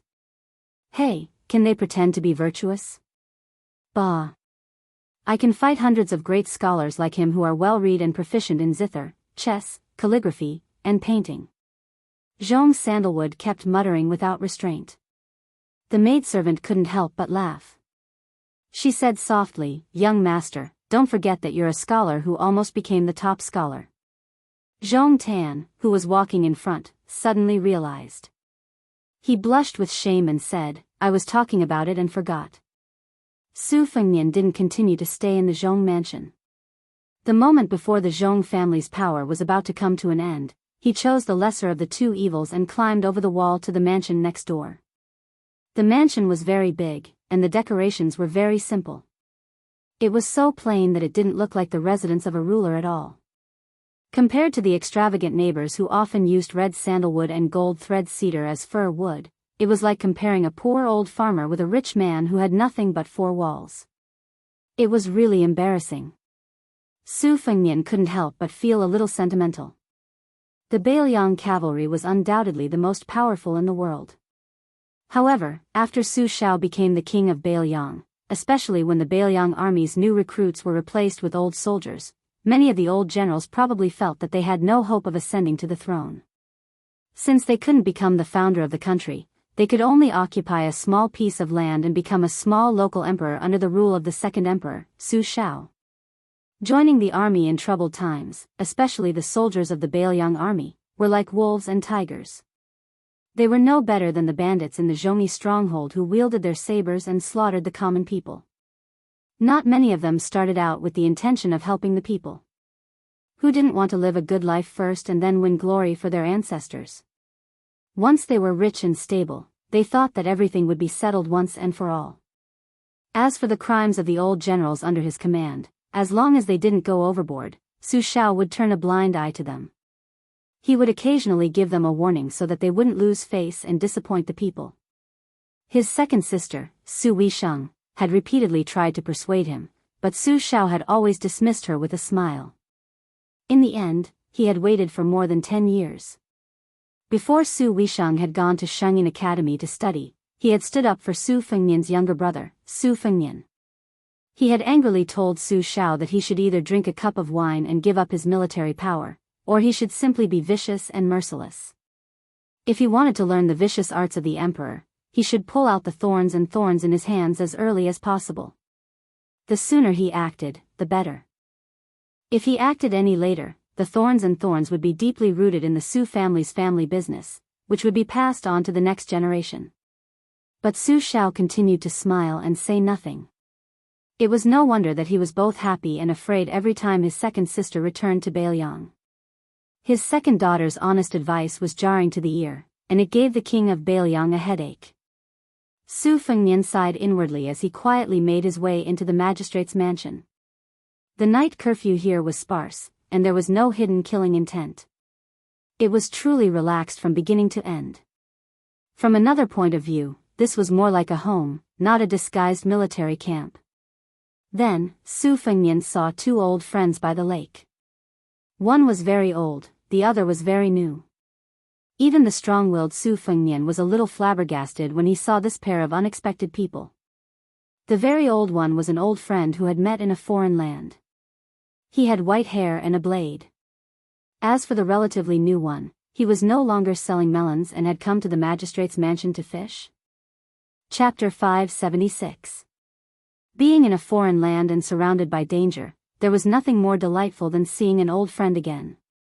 Sweet Potato was like this, and so was the white-haired old man. Unfortunately, Su Fengnian did not have the time to be happy.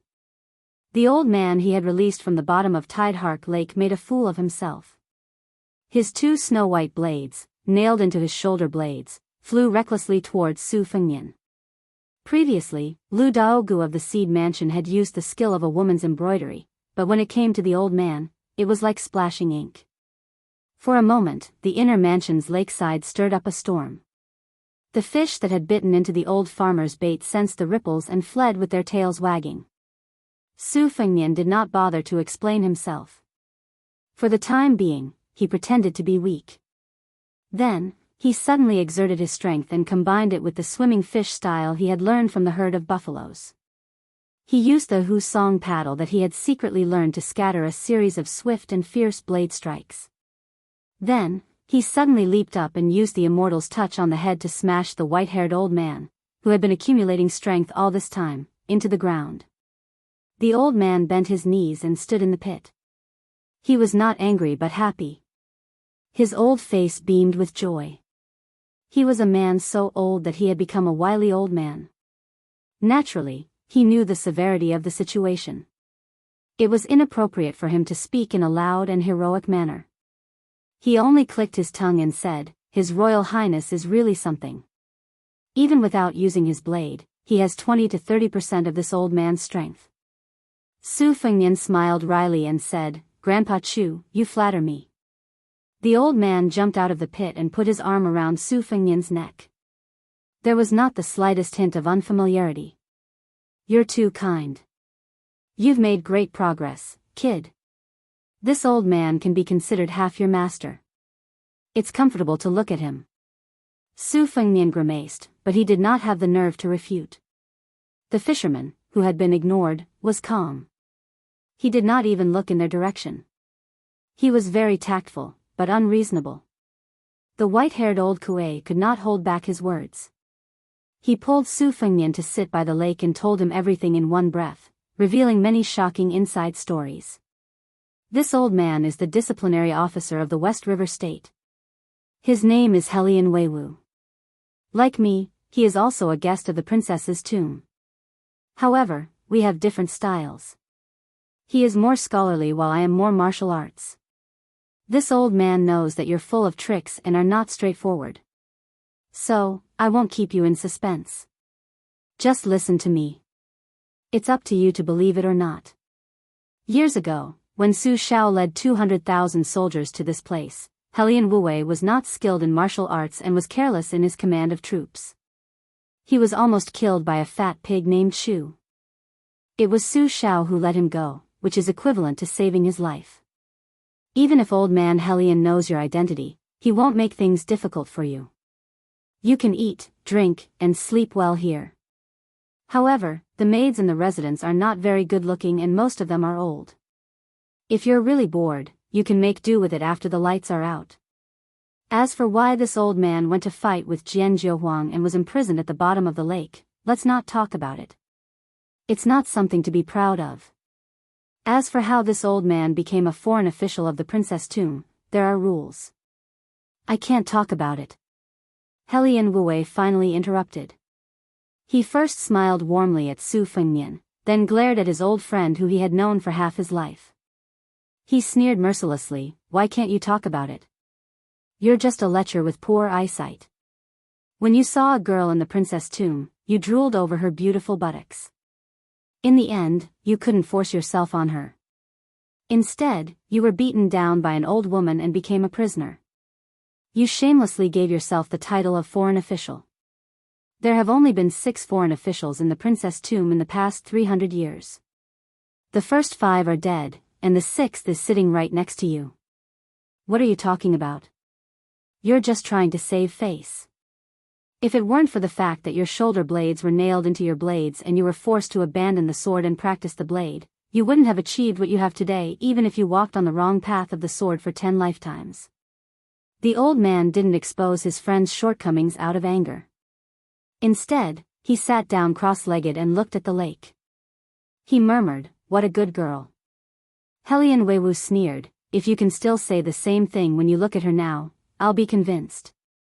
The old man laughed, you're already so old. Old men and old women who are about to die. There's no need to see her. Just keep the good memories of the past. Su Fengnian stood up and performed the etiquette of a junior. Respectfully and reverently, he said, Su Fengnian greets Governor Helian. Helian Weiwu didn't put on airs. He put the fishing rod aside and waved his hand, no need for formalities. We met outside the city. You and I have similar words and temperaments. It's good that we can be friends despite our age difference. If you still can't let go, you and I can call each other uncle and nephew. The old man was surprised. Helian, old man, I've never seen you speak so nicely to any younger generation before. Why? Just because this kid is Su Zhao's eldest son, you want to pave the way for him to defect to the enemy and commit treason? Helian Weiwu scolded, Bullsh *T. Su Fengnian had a headache when he saw someone in white walking on the lake. However, when he saw the behavior of the 2 old men beside him, he was completely confused. The dignified Beimang Shiha province's county governor patted his sleeves and stood up from the small bamboo stool. He folded his hands over his abdomen and put on a respectful look to welcome the guest. Although the old man was somewhat reluctant, he still knelt on the ground with his hands on the ground. He said in a low muffled voice, the guilty slave of the princess grave greets the great idea. Chapter 577. The princess tomb was one of the top 5 sects in Beimang, on par with giants like the chess and sword music school in Mount Tibing. It was very mysterious and had been passed down for 800 years. It had almost no contact with the outside world. Su Fengnian had only learned from the Tide Listening Pavilion's secret scrolls that the princess tomb was divided into 2 groups. The Flying Immortal Dance of Dunhuang, taught by Sweet Potato, originated from the Flying Immortal painting of colorful clothes in the princess tomb. Su Fengnian would never associate the devil Luo Yang with the princess tomb, let alone the identity of the princess tomb. In Su Fengnian's original impression, Luo Yang was the kind of celestial being who came out of nowhere. She was all alone in the world and lived a lonely life without a grave or a place to mourn after her death. The atmosphere was strange after Luo Yang's arrival. She bent down to pick up Helian Weiwu's fishing rod, changed the bait, and swung the rod into the lake. The old farmer, whose other identity was the guest of the princess tomb, was respectful but not afraid. He sat back on the stool and turned his head with a smile. Fengnian, let me ask you. What is the princess tomb? Su Fengnian shook his head. He did not know. Helian Weiwu said slowly, the princess tomb is the tomb of the youngest daughter of the founding emperor of the great Qin dynasty. The father and daughter were buried together in different tombs. The women of the princess tomb were all guardians of the tomb. Su Fengnian asked doubtfully, the Qin empress's mausoleum is in dragon waste state? Helian Weiwu turned his head and glanced at Luoyang. Then, he chuckled and said, these are the secrets of the imperial palace that cannot be brought to the table. Do you want to hear them? Su Fengnian did not treat himself as an outsider. Just now in the mansion next door, I accidentally became the assassin who tried to assassinate Lu Sibu and the young master of the Zhong family. I smelled Uncle's secret Yellow River drunken crab. How about drinking it with wine? Helian Weiwu kicked the old man, the last few jars of drunken crab were all hidden by you. Go, go, go. Give it to me. The old man scratched his head of white hair and stood up abruptly. His twin sabers and chains clanked. Not long after, he returned with a few jars and threw them to Helian Weiwu and Su Fengnian. However, the latter's jar in the air was snatched by the woman of hand in the air. She tore the oil paper jar of the oil paper and didn't even tear the crab. She only of the wine down, s. When a man talked about a woman, especially a woman with a story, his saliva would always splatter everywhere. The 3 men, one a high-ranking official, one a mysterious Bailiang heir, and one a wandering Jianghu machete man, talked about the Li family and the Wang family like a woman. It was very low class. Helian Weiwu said vaguely, I heard from my elders that the woman that the Emperor Qin liked was killed by the jealous Qin empresses. The emperor took the woman to the watchtower of Mount Li in private and said that I will rule the world. Finally, I can love the beauty and not the country. I don't know how these words of love entered the empress's ears. The next day, the woman was killed, and the woman was pregnant with a dragon fetus. This made the Emperor Qin furious. Ignoring the objections of his officials, he issued a secret edict that forbade the empress to be buried in the same grave after death. Later, Qin empresses died of depression. The Emperor Qin seemed to feel guilty, so he gave the pearl to the empress, who had accompanied him to conquer the country, and let her carry the pearl into the coffin. Su Fengnian said recklessly, and then it was snatched away by Luo Yang? The old man smiled strangely. Helian Weiwu paused and joked, if you want to know the answer, you can ask her yourself. Su Fengnian had nothing to lose. He said, hey, how did you become the great idea of the princess grave? Luo Yang stared straight at the lake, waiting for the fish to take the bait. She coldly replied, do you want to die? Su Fengnian smiled awkwardly. The old man gloated and added insult to injury, boy, you're a disgrace to men. Luo Yang swung the rod. There was no fish on the hook. She had fished up a whole lake. What a big lake. As a result, even the old man kept quiet out of fear. Luo Yang threw the rod into the lake and got up to leave. She still had the demeanor of a mysterious master. Helian Weiwu smiled and said, "This great idea is good in all aspects, but her temper." The old man did not continue to explain, leaving a lingering impression. He changed the topic and explained, "A few years ago, the Zhong family bought a piece of land a few thousand miles away from the Yellow River. This time, they used the excuse of changing the river to make the poor land into good land. If I wasn't a guest of the princess' grave, I would have been deceived by them." Zhong Shintong promised to ship 200,000 pounds of ironware to Shiha province within 5 years and sell it to Kung Bijuan at a low price. For me, this is a bait that I have to bite. The devil Zhong Liang is the lover of the princess Grave's little idea. Not only that, this time, Hong Jingyan's shadow was also hidden in the river robbery. This person is very scheming and ambitious. The whole Beimang Jianghu probably can't satisfy his appetite. The reason why the great idea was able to swallow the pearl was because he had the evil intention of letting the great idea cultivate the pearl. Fortunately, there's no one in the world who can predict everything. Hong Jingyan missed the great idea's realm. When the pearl ripened, not only did he not take away the great idea's realm, but he also lost and almost suffered from qi deviancy derangement. Su Fengnian sighed and said, "Why does it sound like Hong Jingyan is more terrifying than Tuoba?" Helian Weiwu nodded and said, "Tuoba and Su Shao are the same kind of people. Even if you lose to them, you'll be convinced. Hong Jingyan is different. His character is very treacherous, so you can't let your guard down." This person went to the Liangmang border with the copper man holding the plate some time ago. On the surface, he fought with Chen Jibao, but who knows what happened inside.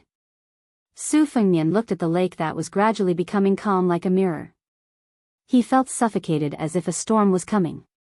The old man suddenly said, "Kid, do you know that the dragon tree monk of the 2 Zen temples went to Dao's sect and sat in front of the heavenly gate for 3 days and 3 nights? How pitiful, he was beaten by Qilin Immortal for 3 days." Su Fengnian was worried and sick at heart. "Is the old abbot dead?" The old man shook his head and said, "Not yet. The Buddha's diamond body is really amazing. But I don't think he can hold on for much longer. In this battle between the Taoist head and the Buddha head, I think the old monk is more likely to lose." Su Fengnian knew very well that although it looked like the Taoist head had killed the Buddha head, it was actually the Taoist head destroying the Buddhist sect. Helian Weiwu laughed and said, "I've seen the old monk's bodhisattva lowering eyebrows. I wonder if I'll be able to see the white-robed monk's diamond glaring eyes next." Su Fengnian thought of the East and West ladies and the North and South little monks. Chapter 578. After the assassination in the Zhong mansion, everything in the mansion was still in order. General Zhong Shintong didn't even show up. Only Zhong Liang stood in Lu Gui's courtyard for a while and asked the maid Lu Daogu a few questions casually. He then glanced at the ground that was affected by the sword qi without any serious expression. Seeing the tall and sturdy Zhong Liang, Lu Gui sighed in relief. Although he didn't like this person's rebellious behavior when he was young, sometimes he felt lucky that he wasn't the enemy of the second son of the Zhong family. In Lu Sibu's eyes, Zhong Liang's behavior was absurd and unfathomable. When he and his peer, Zhong Shintong, were still studying hard at home, the young Zhong Liang had already killed many people. It was said that he went to the princess's tomb before reaching the age of 20, so he missed the ceremony. Later, when he got married, the bride was carried into the Zhong mansion in a sedan chair with 8 carriers, but the groom was nowhere to be seen. His misdeeds made the old master of the Zhong family so angry that he fumed with anger. When the old master died, Zhong Liang didn't even get to see him. Lu Gui felt relieved not only because he saw the devil Zhong Liang in the mansion, but also because he didn't know. He had heard about Zhong Gui's sudden death from his daughter Lu Qin, but he didn't believe it at all. However, right after Zhong Gui's death, there was a brilliant assassin who openly entered the mansion to target Zhong Tan, which indirectly proved Lu Chen's words. This was great news for the Lu family. Fortune and misfortune came hand in hand. His daughter's disfigurement, Ming Han, and entering the Emperor Qin's mausoleum would give the entire Lu family a generous reward once they returned to the Southern Dynasty. Lu Gui thought of his poor daughter and said something contradictory. "It's a pity she's a daughter, but fortunately she's a daughter." In Helian Wu's family, the only thing that was worthy of the title of the commandant was probably the spring water into the mansion to make a lake. It was late at night, but he didn't feel sleepy. Without Liu Yang's presence, the three men were talking enthusiastically. They were all rough people and seldom talked about the classics. After talking, Su Fengnian knew that in the eyes of the commandant of Helian Wei, Chen Jibao was worthy of being called a commander among the 6 adopted sons of Su Shao. However, for the next 2 generals who were slightly inferior, Chu Lushan actually talked about the fat man who brought shame to the commandant of Helian Wu's army before Yuan's Wuzong. The commandant of Helian Wu, who held the power of a province, didn't hold a grudge. On the contrary, he didn't hide his admiration for Chu Lushan. He said that Chu Lushan's management of the army was strict and he was especially good at leading a lone army deep into the hinterland of certain death. He was truly a lucky and fierce general who had fought hundreds of battles on the battlefield. Because of his age, Su Fengnian missed the national wars during the spring and autumn period. As for Chu Lushan, he only remembered his smiling white and tender fat face. He was so bloated that his eyes and neck couldn't be seen. It was hard to imagine him leading an army to break through the enemy lines. Today, after hearing Helian Wu's praise, he suddenly realized that if Chu Lushan really rebelled, it seemed that there would be endless troubles in the future compared to Yuan's Wuzong secretly supporting Chen Jibao. Helian Wu drank a mouthful of wine. His face was red and his skin wrinkled like pine grain. He looked more like an old farmer. I've heard of some gifted sons of aristocratic families who practiced martial arts and eventually became masters. I've never heard of a son of a feudal lord who could achieve great things. The white-haired old man said, "This kid is lucky to have Jian Jiuhuang and Li Chungang as his masters." If this old man had a tide listening pavilion when he was young, I'm sure he would have reached level 1 before the age of 18. With the guidance of a master, he would have reached the finger mystery realm before the age of 30. Helian Wu squinted. If you were the heir of Bailiang, you would have been reincarnated 18 times. The old man glared at him. Helian Wu was not afraid of his demonstration and was too lazy to pay attention. Su Fengnian laughed at himself. It's just good luck. Taoism says that from the time of conception, a man's innate talent is based on 8. After the age of 78 or 56, there is no vitality left. Only the acquired qi is left. That's why rich old people, when they are old, believe in Huang Lao and seek immortality. It's often an extravagant hope. They can only slightly prolong their life. Practicing martial arts is very important before the age of 8. If one doesn't work hard before the age of 16, it's almost impossible to become a master. When I was young, I wanted to become a top swordsman or a first-class swordsman. But it was delayed. Later, it was because I went to Wudang Mountain and was taught by Master Wang. Later on, my realm climbed rapidly. In the end, those who rely on themselves are few. Those who rely on their family background are many. Helian Wu shook his head.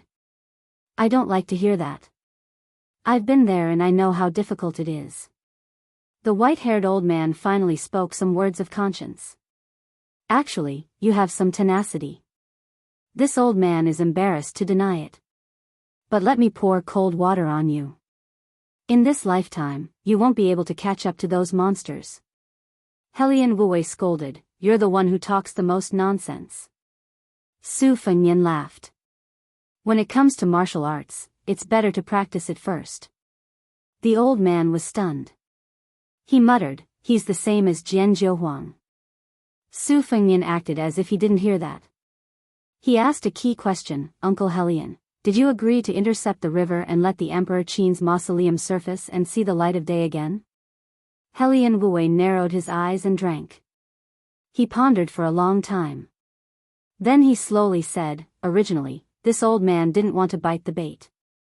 Later, when the big idea came to the mansion, I changed my mind. Who is the cicada, the mantis, the oriole, or the slingshot?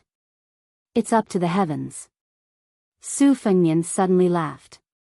"Uncle Helian, I want to learn from you about managing the army and politics. Whatever I can learn is still a little bit." The old head of discipline said frankly, "I won't hide it. I don't have a son or a daughter. It's not easy for me to save up some ink and knowledge. I can't take it all to the grave. I'll say it first.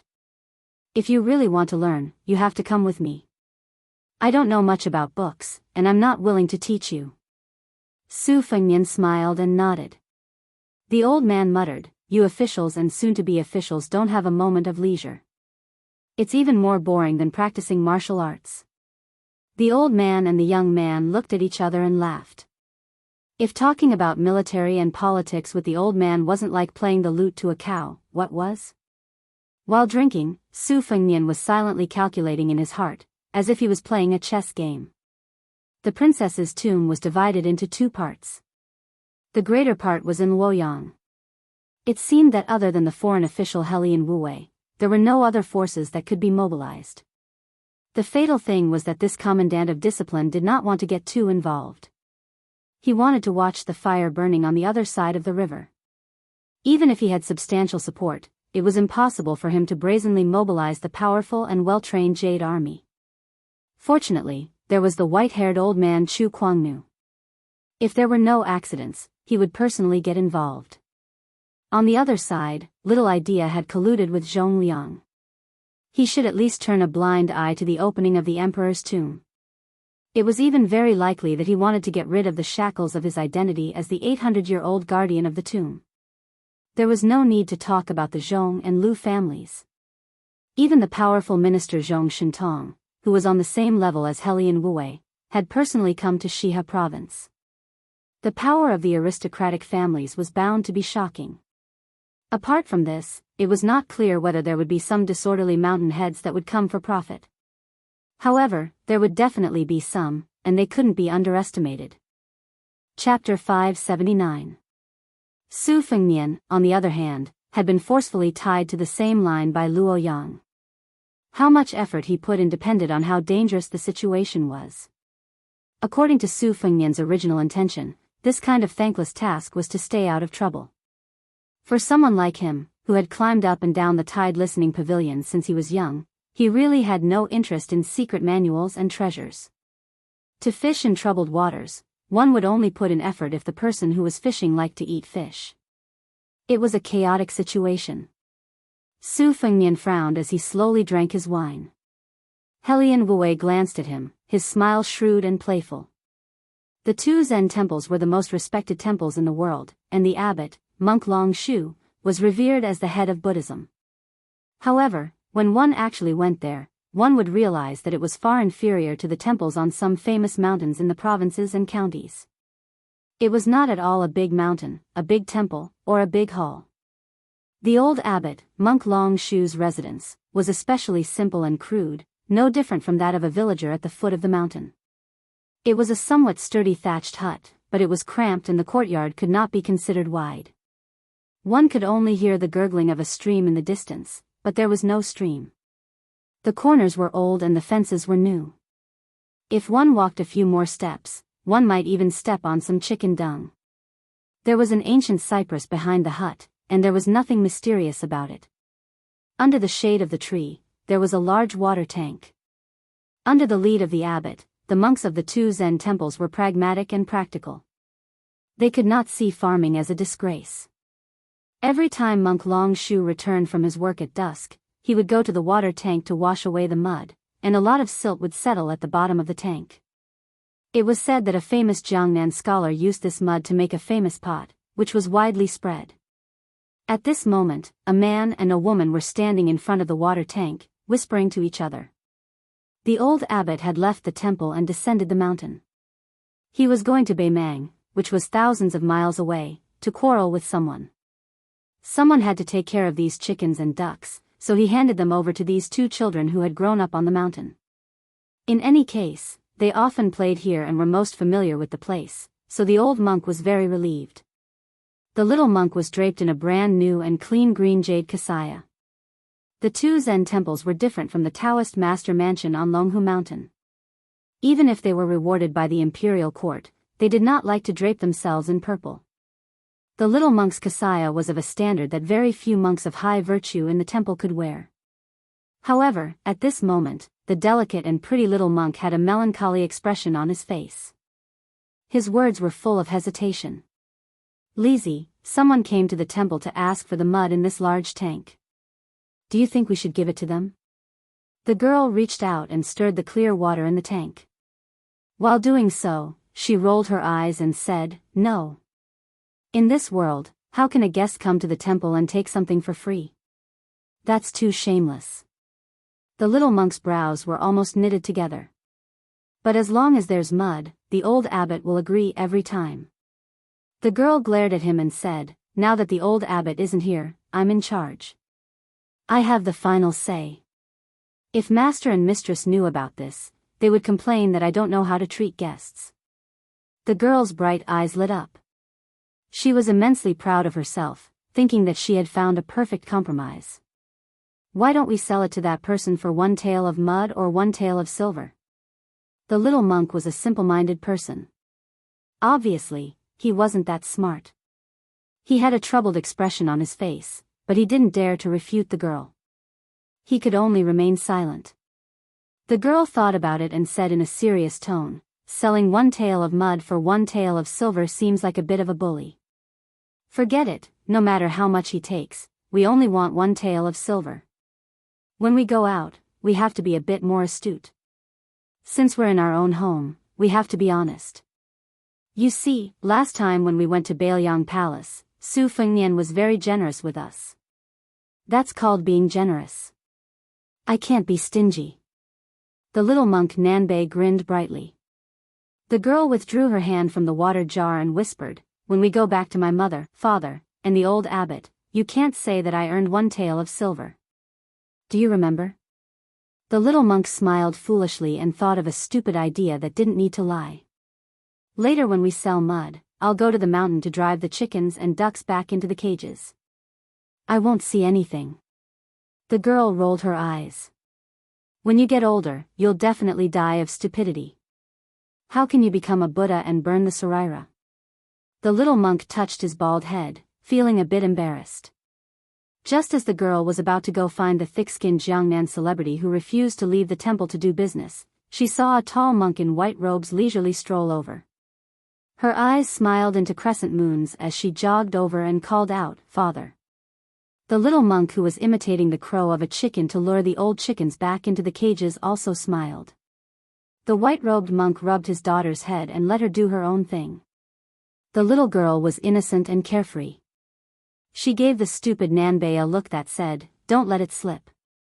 Only then did she skip away. The stupid Nanbei was actually not stupid. He only took one look at his master's expression and knew that something had happened.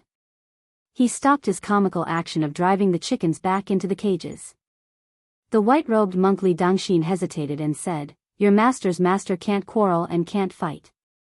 I'm going out for a while. When I'm not here, take care of the plums. The stupid Nanbei nodded vigorously and then asked, Master's wife knows? Li Dangxin smiled and said, Listen to her for small things and follow me for big things. It's been like this all these years.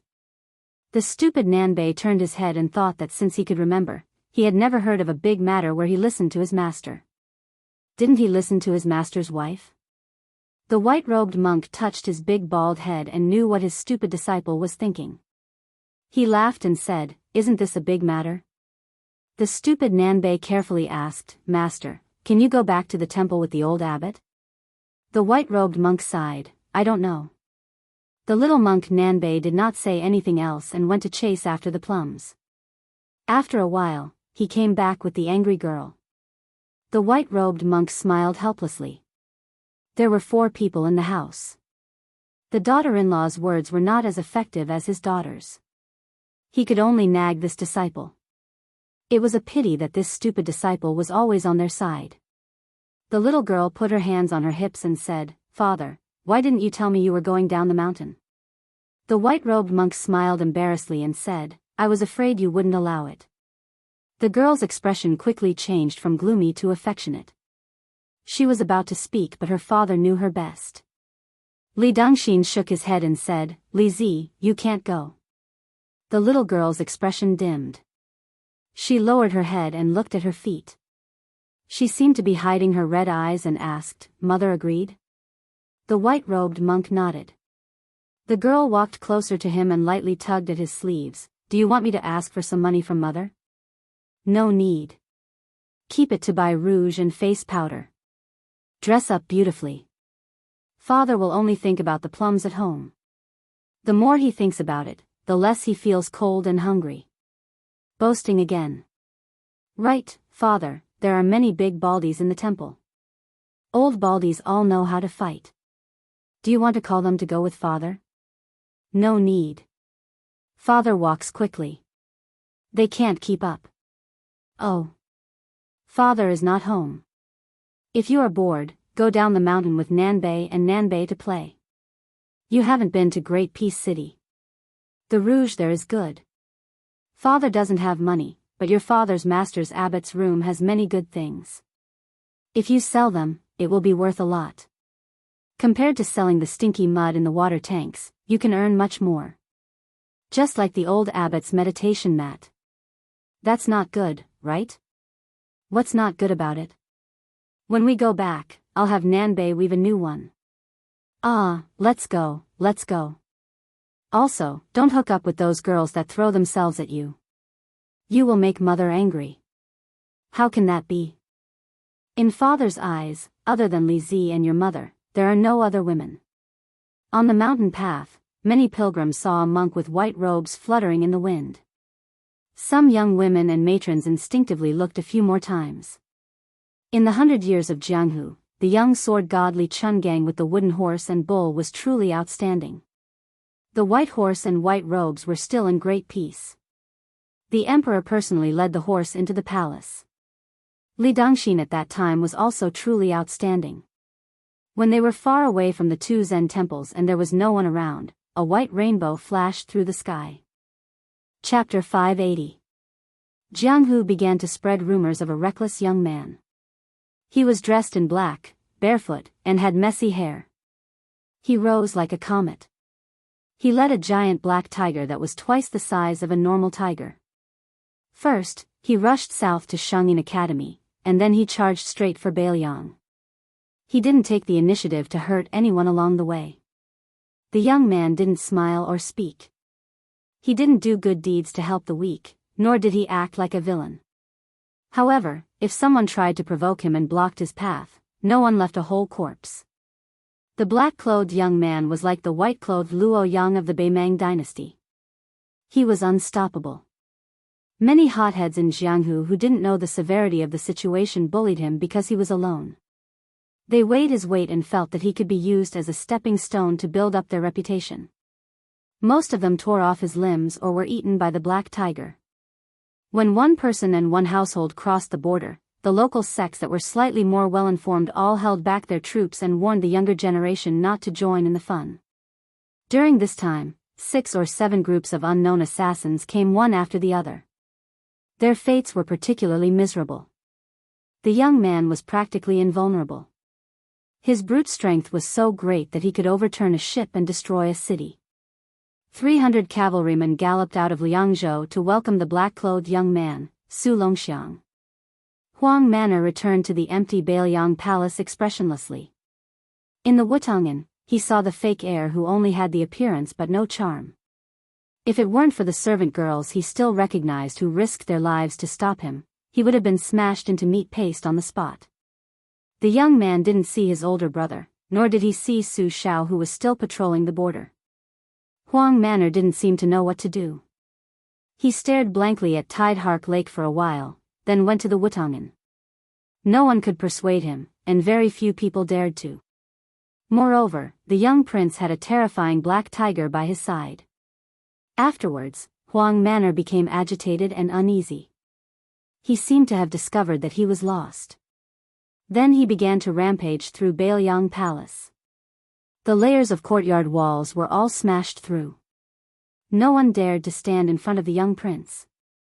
Everyone in the northern young prince's mansion knew that His Highness the Crown Prince had brought back 2 beautiful foreign women.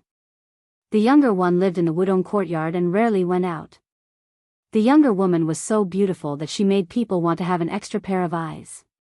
Unfortunately, compared to the woman who would occasionally go to the lakeside for a walk, She only lived in her small plot of land filled with reeds and never stepped out. She left a graceful figure for everyone to catch a glimpse of, and it was difficult for them to let go of her. After her younger brother mysteriously disappeared, Murong Wuju lived a lonely life, but she wasn't sad. She lived under someone else's roof in the Wutongan. Fortunately, she had a gentle temperament that she was born with. Compared to Pei Nanwei, who lived in the reeds, it was easier for her to be accepted by the second-class maids. They were all outsiders who had left their hometown. Murong Wuju would occasionally visit Pei Nanwei in the reeds near the water. Today, when the two heard the movements in the prince's residence, Murong Wuju hurriedly ran out of the room. She stood on the high platform and looked around. She didn't see the familiar slender man, only a crazy barefooted young man. Other than fear, she also couldn't hide her disappointment. Pei Nanwei didn't leave the room. When she saw the dazed young woman return and sit down, she secretly sighed in her heart. Is that prodigal surnamed Su worthy of your concern? Murong Wuju calmed herself down and said softly, Sister Pei, I saw the young prince who came back from Mount Longhu. He doesn't look like him. Pei Nanwei mischievously asked, Him? Who is he? Your younger brother or the king of Bailiang? Murong Wuju's face turned red. She lowered her head and kneaded the corner of her clothes. Pei Nanwei looked at her and felt a little envious. When a woman was young, she would be shy if she could. When she got older, she would become disgusting. Murong Wuju was afraid that she would be teased again, so she found an excuse to leave. Pei Nanwei didn't get up to see her off. Her small house was built by the lake, so it could be surrounded by reeds.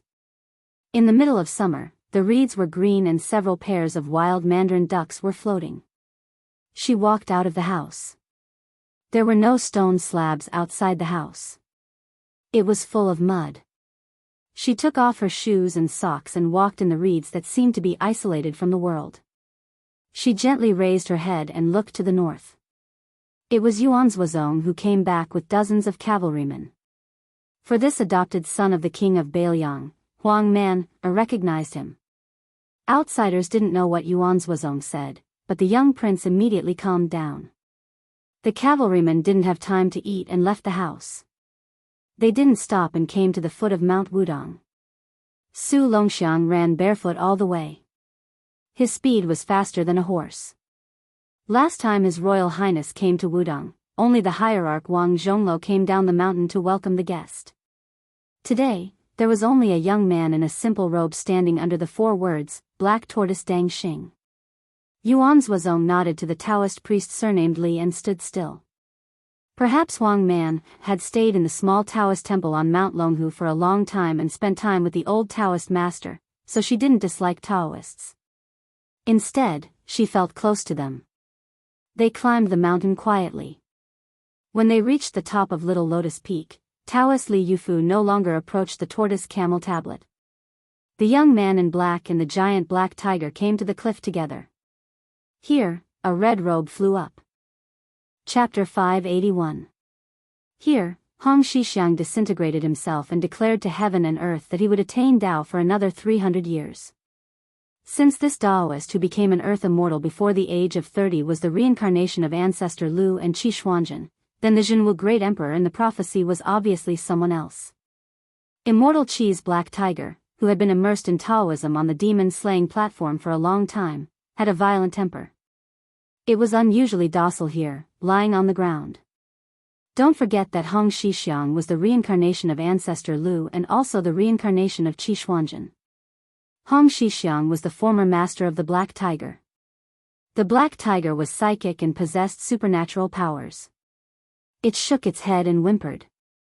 Li Yufu stood in the distance and saw this scene. He was also sad. To him, youngest Uncle Master was a well-deserved celestial figure. Li Yufu respected his master but worshipped youngest Uncle Master. If only Sect Master Hong did not ascend and became a celestial couple with the woman in red and cultivated in the world. Suddenly, Su Longxiang clenched his fists and howled to the sky.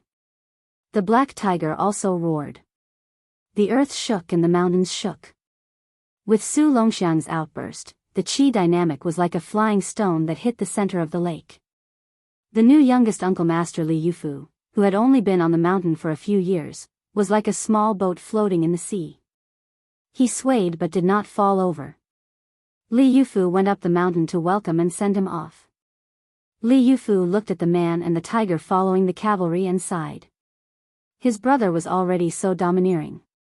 Presumably, His Royal Highness, who even Uncle Master could not subdue, was really as lawless as the rumors said. If he knew that he was going up the mountain in the future, it seemed that he had to find an excuse to not meet him. Li Yufu himself did not know that before Hong Shixiang disintegrated, he left behind 9 words: Wudang will prosper, Yufu will prosper. His master, Yuxingrui, picked him as an orphan fisherman in Donghai. Although he entrusted him with a lot of things, he did not do anything stupid. Moreover, Wudang Mountain had been in the same vein for hundreds of years and liked nature the most. In recent years, Li Yufu had not only followed the uncle masters to practice Taoism, but also to lead the boxing in front of the main peak palace in the morning and evening. He was also responsible for feeding the green cattle and taking care of the vegetable garden near the waterfall.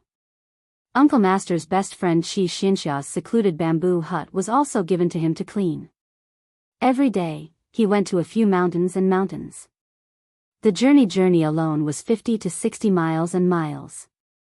There were 6 Taoist temples along the way.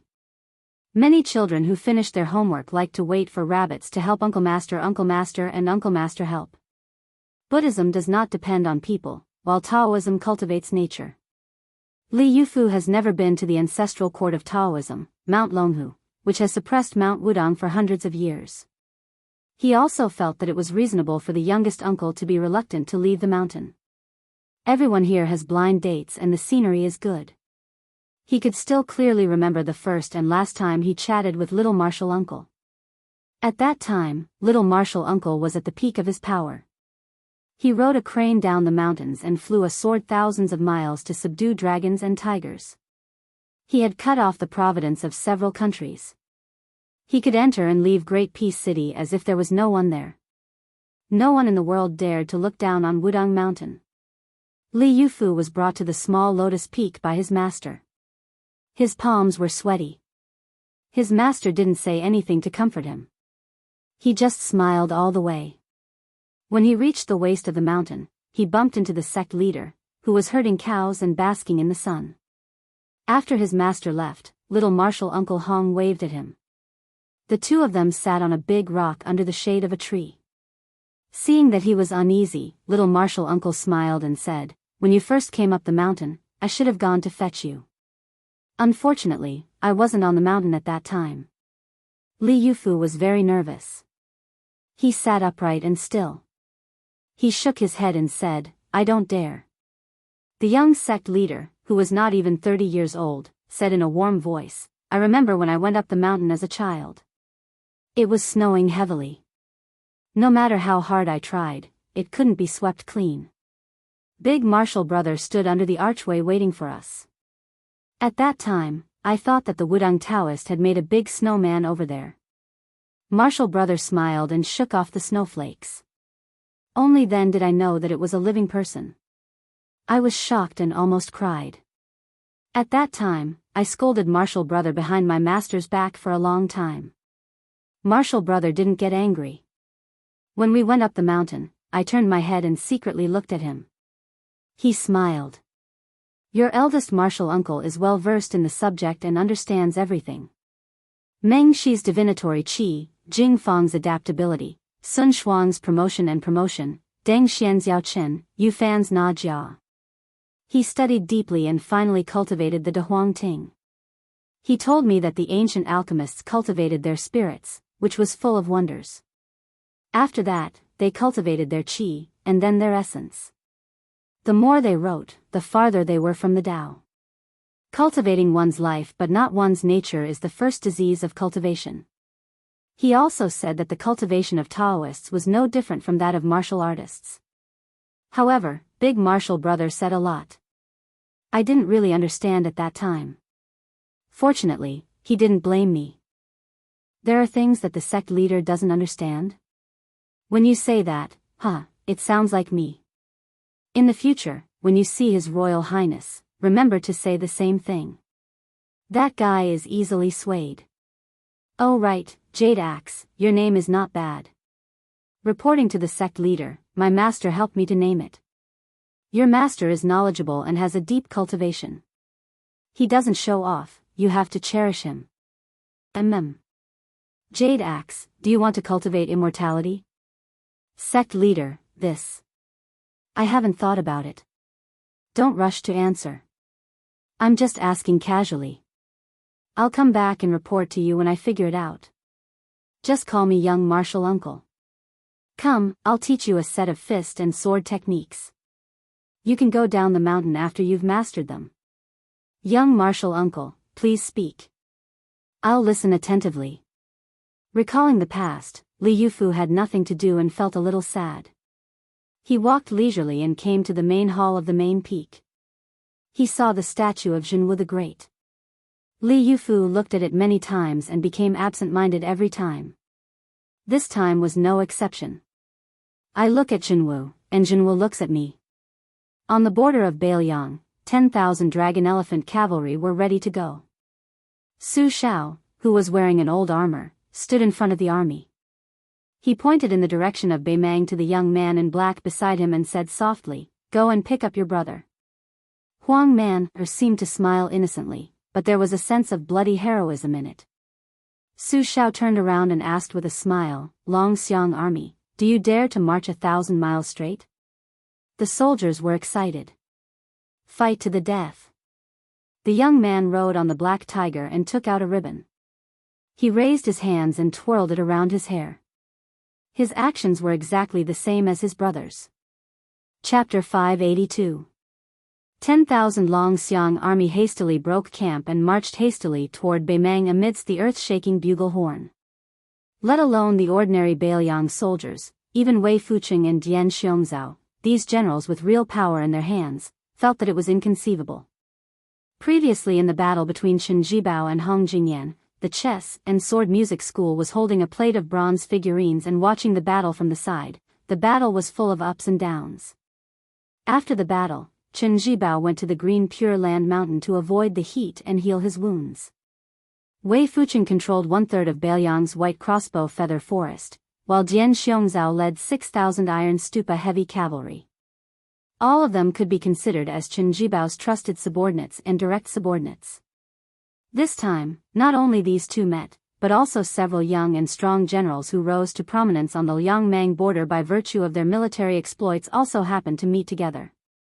Birds of a feather flocked together. Chen Jibao's direct subordinates and forces were divided into two distinct groups. They did not merge into one group. The other group was made up of civil officials, all of them were scholars and aides, who emphasized strategy and were light cavalry and archery. Most of them came from superior family background. Both sides minded their own business and did not see eye to eye. The whole world knew that the great general Su Shao doted on his children. In the Bailiang army, 3 elite brigades with nearly 10,000 men were named after his children. Only the eldest son of the first wife did not have this fortune. The Long Xiang army, which had 10,000 men, was especially famous. It was a true cavalry that had been through hundreds of battles. Not to mention the position of the main general, even the position of the deputy general was always empty.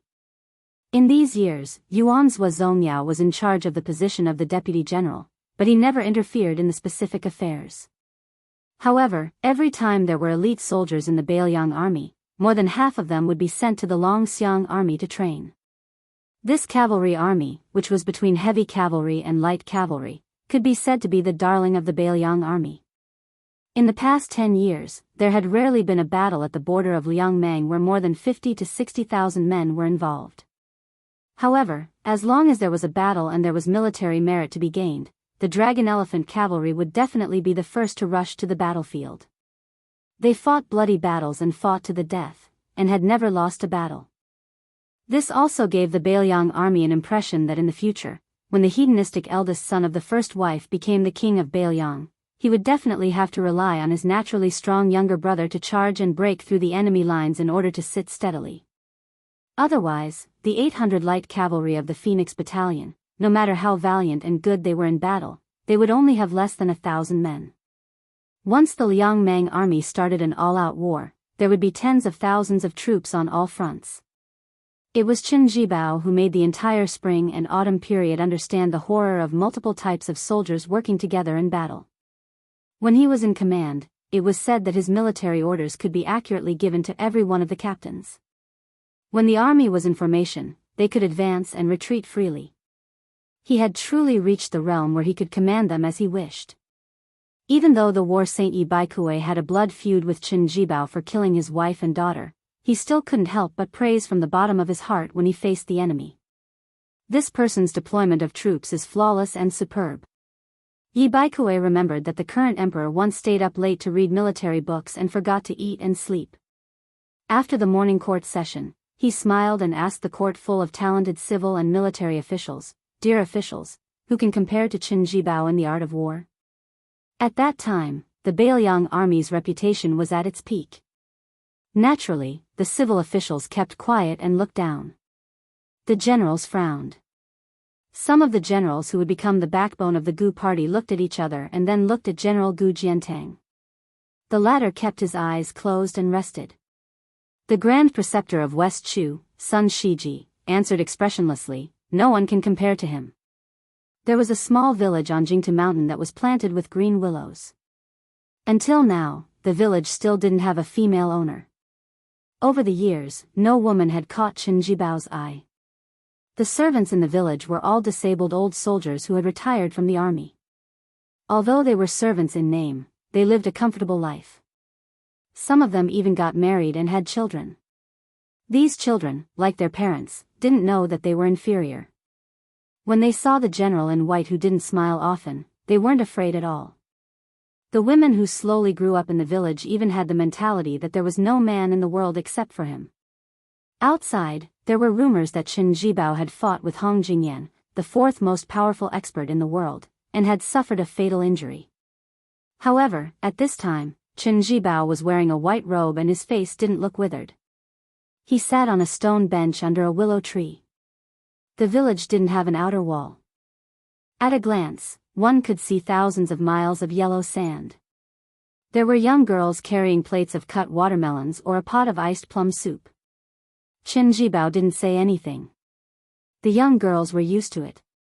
They stole a few glances and then turned to leave. They didn't want to disturb their master's quiet contemplation. Qin Jibao was known to be familiar with poetry and books.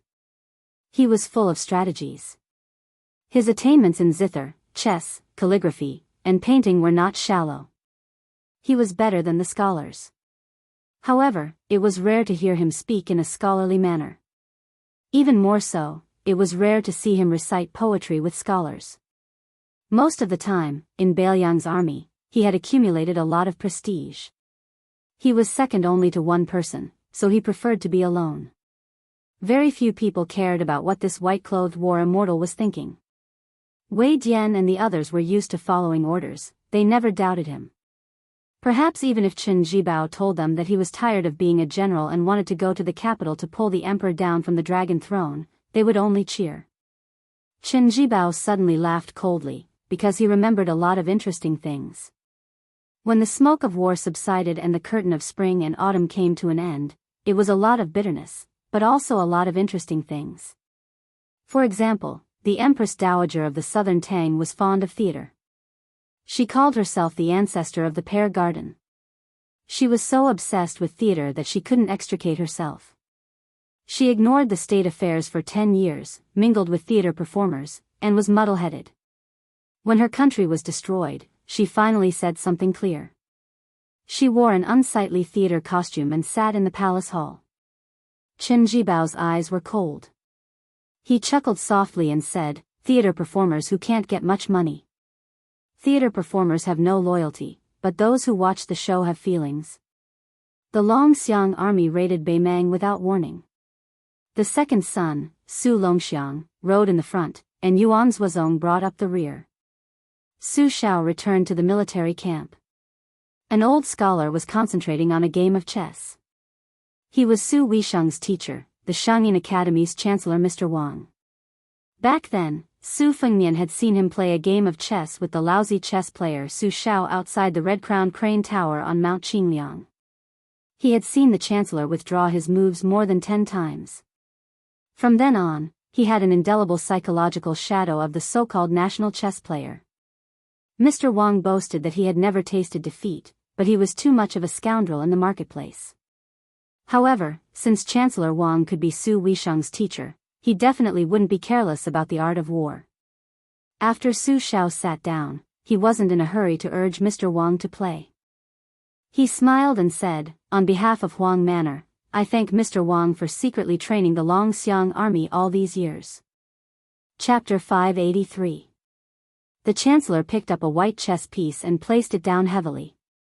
His face was full of confidence as he stroked his beard and smiled. "The game is set. General, you've lost again." Su Xiao didn't expose this Mister's evil act of secretly changing the position of the black chess pieces. He pretended to admit defeat. "Losing to Mr. Su Xiao is honorable even though I've lost." The old Mister, who had almost no chess ethics, didn't feel guilty at all. He was refreshed and said, "Playing chess with you is indeed a blessing in life." Su Xiao stood up and walked to the map of Beimang. He slowly drew a route for the army with his finger. Mr. Wang stared at the map with narrowed eyes and didn't speak for a long time. Su Xiao also didn't change his expression. It was the Chancellor who couldn't hold it in anymore. He said softly, "Chaotic, very chaotic." Qiao Chongqing added fuel to the fire in the southern court and they're about to make a big fuss. The Empress of the North has always disliked Buddhism. She wanted to worship Taoism and destroy Buddhism. She wanted to unify the religion for her own use and create a second Jianghu under her skirt. In the end, no one expected the dragon tree monk to go to the Tao Te Ching sect alone. He didn't listen to reason and just sat there, enduring the rain of arrows and swords for a whole 10 minutes. "General, you mobilized the Longxiang army at this time. Aren't you afraid that the North Court and the South Court will work together to deal with your Beiliang cavalry?" Su Zhao's back was slightly hunched. He looked at the map and said calmly, "Beimang is not as rich as the Central Plains. The imperial tent has been short of money for the past few years. Feeding the 12 generals and maintaining a standoff with the Beiliang army and Gu Jiantang on the eastern front is already the limit. There is still a long way to go before that old woman wants to swallow Beiliang in one go. If the army is strong, it needs real money. Where will the money come from? How could she not be envious of such a fat sheep?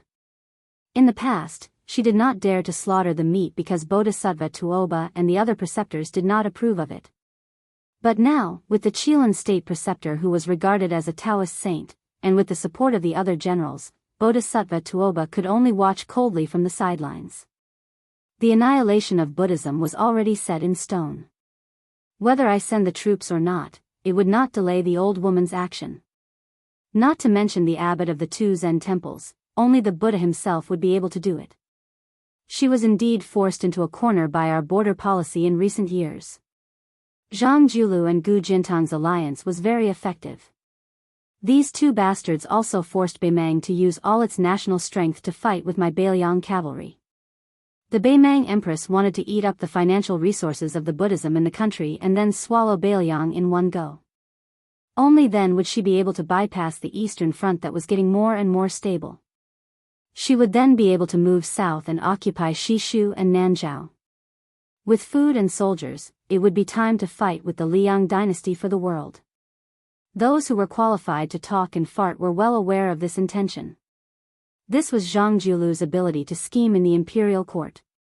Originally, if the eastern front was too weak, Beimang could have directly borrowed several great generals and hundreds of thousands of soldiers from the western front and sent 400,000 cavalry to the eastern front. They would have crushed the eastern front into a sieve. First, they would have taken over Tai and city and become the ruler of the world. Then, they would have turned around and targeted Beiliang. This way, I would have lived longer than him and Gu Jiantang. I believe that in the whole world, only that coquettish woman who flirts with me every now and then would be happy to see me. Other than her, there is no one else. Sir Wang nodded in deep agreement. Green eyes is like me. They both play a good game of chess. Su Xiao smiled. Originally, this was a game of chess that would have lasted for at least 20 or 30 years. However, both sides were impatient. Compared to Beimang, the Empress was even more impatient. This was because Zhang Jiulu controlled the military and politics of the Northern Front with one hand and digested the power of the old 8 countries of spring and autumn in the south with the other. Most importantly, this Grand Secretary prevented the Emperor from trying to emphasize culture and suppress military force to a considerable extent. This made the tension of our dynasty far greater than that of the resource-poor Beimang. The longer we dragged it out, the greater our advantage. Our Liang, after unifying the spring and autumn, can be considered to have a truly large family and business. It can withstand the torment. In addition, we have a diligent mender like Zhang Jiulu. If I were the Emperor of Beimang, would feel uncomfortable all over. Who the hell would want to be neighbors with a well-off and well-educated man? Wouldn't that be like being bullied every day? The Chancellor of the Education Palace laughed. Great generals' words are coarse, but they are reasonable. The old man sighed with emotion. People who live high in the library say it's peaceful, but they always think that as long as they go out, they can manage the world and help the people. They can turn the tide in a desperate situation. They make it so that governing and pacifying the world is as easy as writing a few words at their fingertips. The danger is no less than that of a military town separatist regime. These words were personally spoken by Green Eyes in front of the Emperor. As a scholar who reached the Zhuangyuan rank, to be able to say such a thing, it can be seen that he is very suitable to be the Grand Secretary. No wonder Zhang Jiulu can be the great general's opponent. Hey, great general, we are thousands of li away from the topic. Su Xiao continued to point at the map. He said with a laugh, my thinking is different from teachers.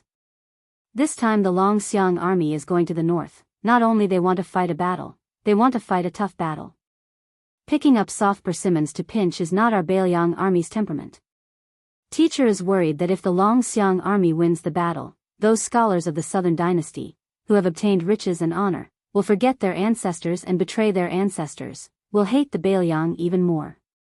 Actually, in my opinion, if the Beiliang cavalry does not teach them a lesson, those new nobles of the southern dynasty, who followed their fathers to flee to the north when they were young, will have their tails raised to the sky early on. They will have to be ruthlessly whipped before they know what is called fear. I want them to be afraid to the bone. These bastards are the same as those scholars of the spring and autumn period, they can't remember what's good for them.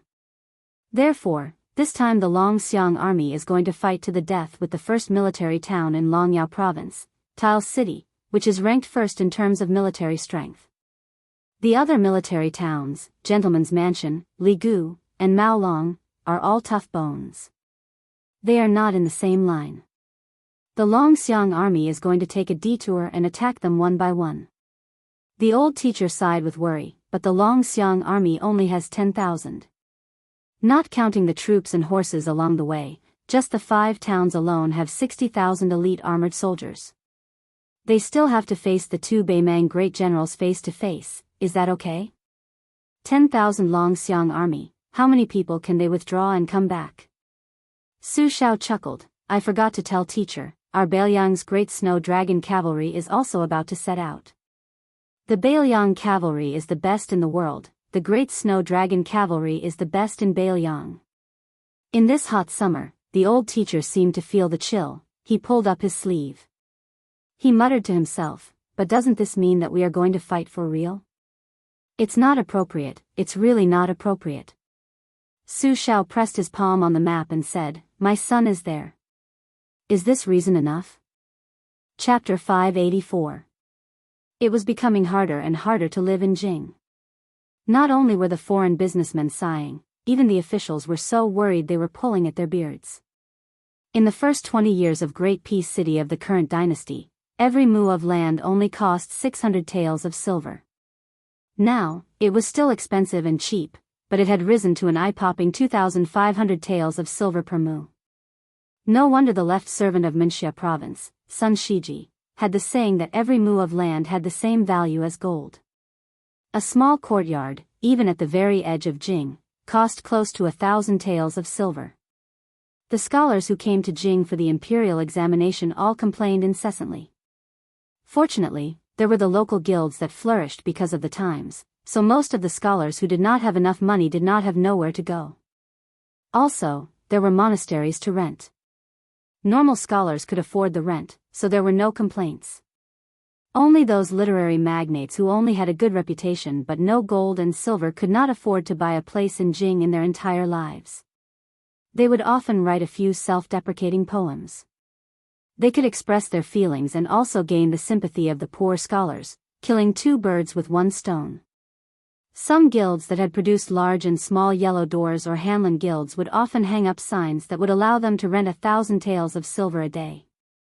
These places with good feng shui were in short supply. There were a total of 600 guilds in Jing. Most of them were located next to each other in the southeast of Great Peace City. Every time the imperial examination was held, it would be bustling. If one was not amorous, it would be a waste of youth. This large area of guilds had all kinds of food and drink, restaurants, and brothels as numerous as the hairs on a cow.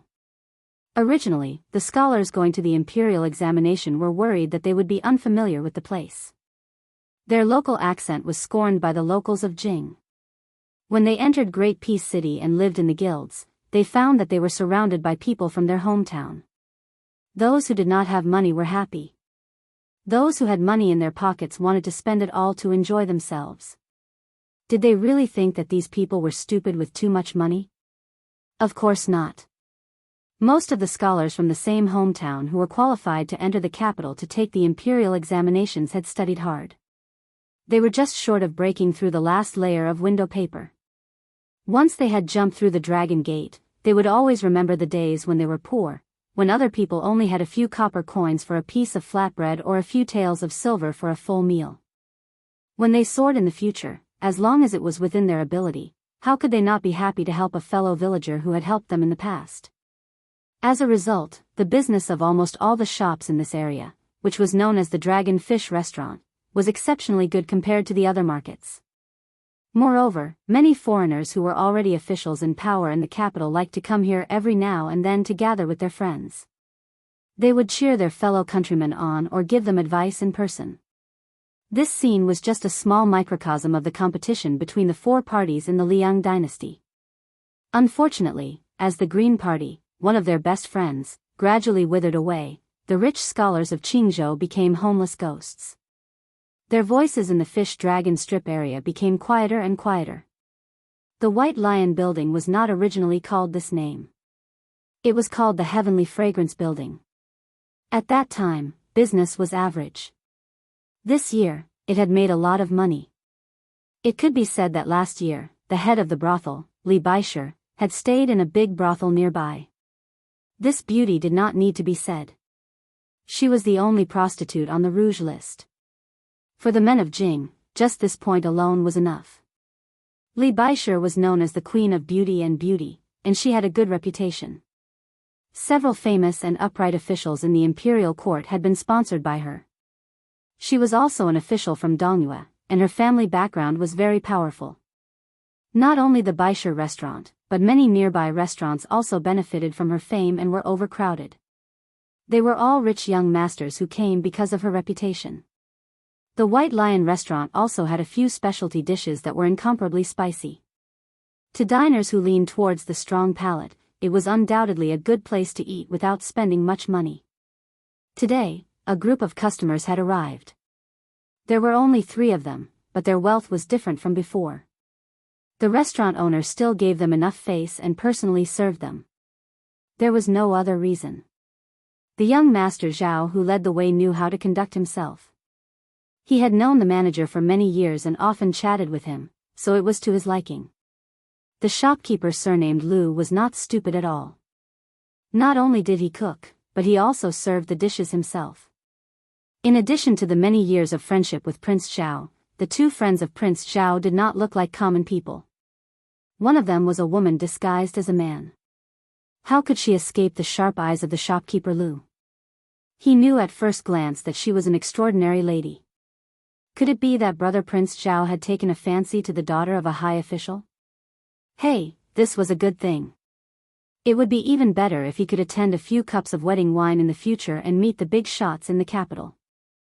As for the other man with a white face and no beard, shopkeeper Lu did not dare to look at him. He was wearing an unfamiliar satin that could not be said to be exquisite. Compared to the clothes of the rich people he had seen in the past, it seemed to be a small style of a local rich man. After Prince Zhao took a seat in the private room, he smiled at the woman who covered up her appearance clumsily and asked, "My the great Prince of Sui, how is this place?" She snorted coldly and said, "It's extremely shabby." Prince Zhao was not surprised by this answer. He said with a smile, "The dishes are not good to look at either. They only have one characteristic, which is spicy. But don't you always say that you can eat spicy food? When the time comes, if you have the ability, don't drink a mouthful of water." She rolled her eyes and said, "Can't I drink water when I'm thirsty?" "Zhao Kai, what can you do to me?" The young man who was called Zhao Kai leaned against the back of the chair and gave a thumbs up. "Princess Sui Zhu's true temperament is admirable." The woman raised her eyebrows and slammed the table. She said angrily, "Surnamed Zhao, call me young Master Sui." Zhao Kai said helplessly, "Fine, fine. Who asked you to be my sister?" "The great Prince of Sui is the great Prince of Sui." The woman did not know if she was angry or sincere. She said very hurtfully, "Anyway, I don't treat you as my brother. What you think is your business." Zhao Kai's face was sad. The woman added frost to the snow and said with a sneer, still pretending. Zhao Kai did not care. He laughed and was very happy. The man who looked the most like an official among the three stood with his hands clasped behind his back and was very respectful. He looked at the two young men and women bickering with an expressionless face. Zhao Kai turned his head and said with a smile, "Great master, come and sit. This is not the palace with strict rules. Let's do whatever is comfortable." 2 strands of white hair hung down. The man near his chest shook his head and said, "I don't need to kneel to be comfortable." It had always been the eunuchs of the dynasty who called themselves that. Only those eunuchs with some status and power had the qualifications and courage to do so.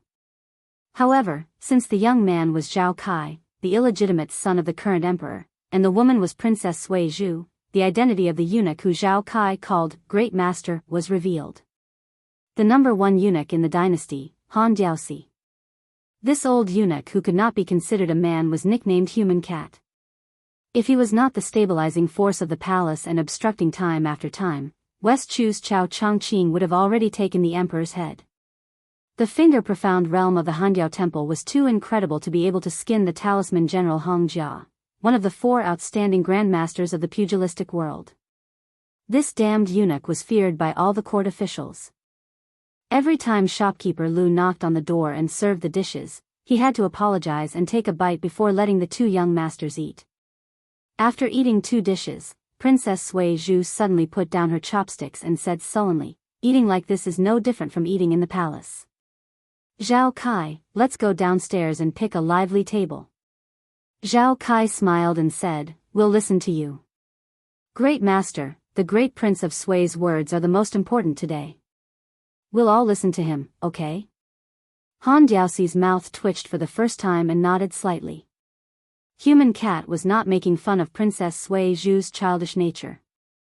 He was just grateful that the young master deliberately arranged for him to sit at the same table. In this world, Han Diaoxi had seen too many people who treated him well but did not remember him well. When he was still an ordinary eunuch in Handiao Temple, he had followed his master out in plain clothes and met that lowly woman. She had also sincerely invited him to have a meal with her. Even though she knew that he was a eunuch, it was the same. Handiao Temple would remember that simple meal for the rest of their lives.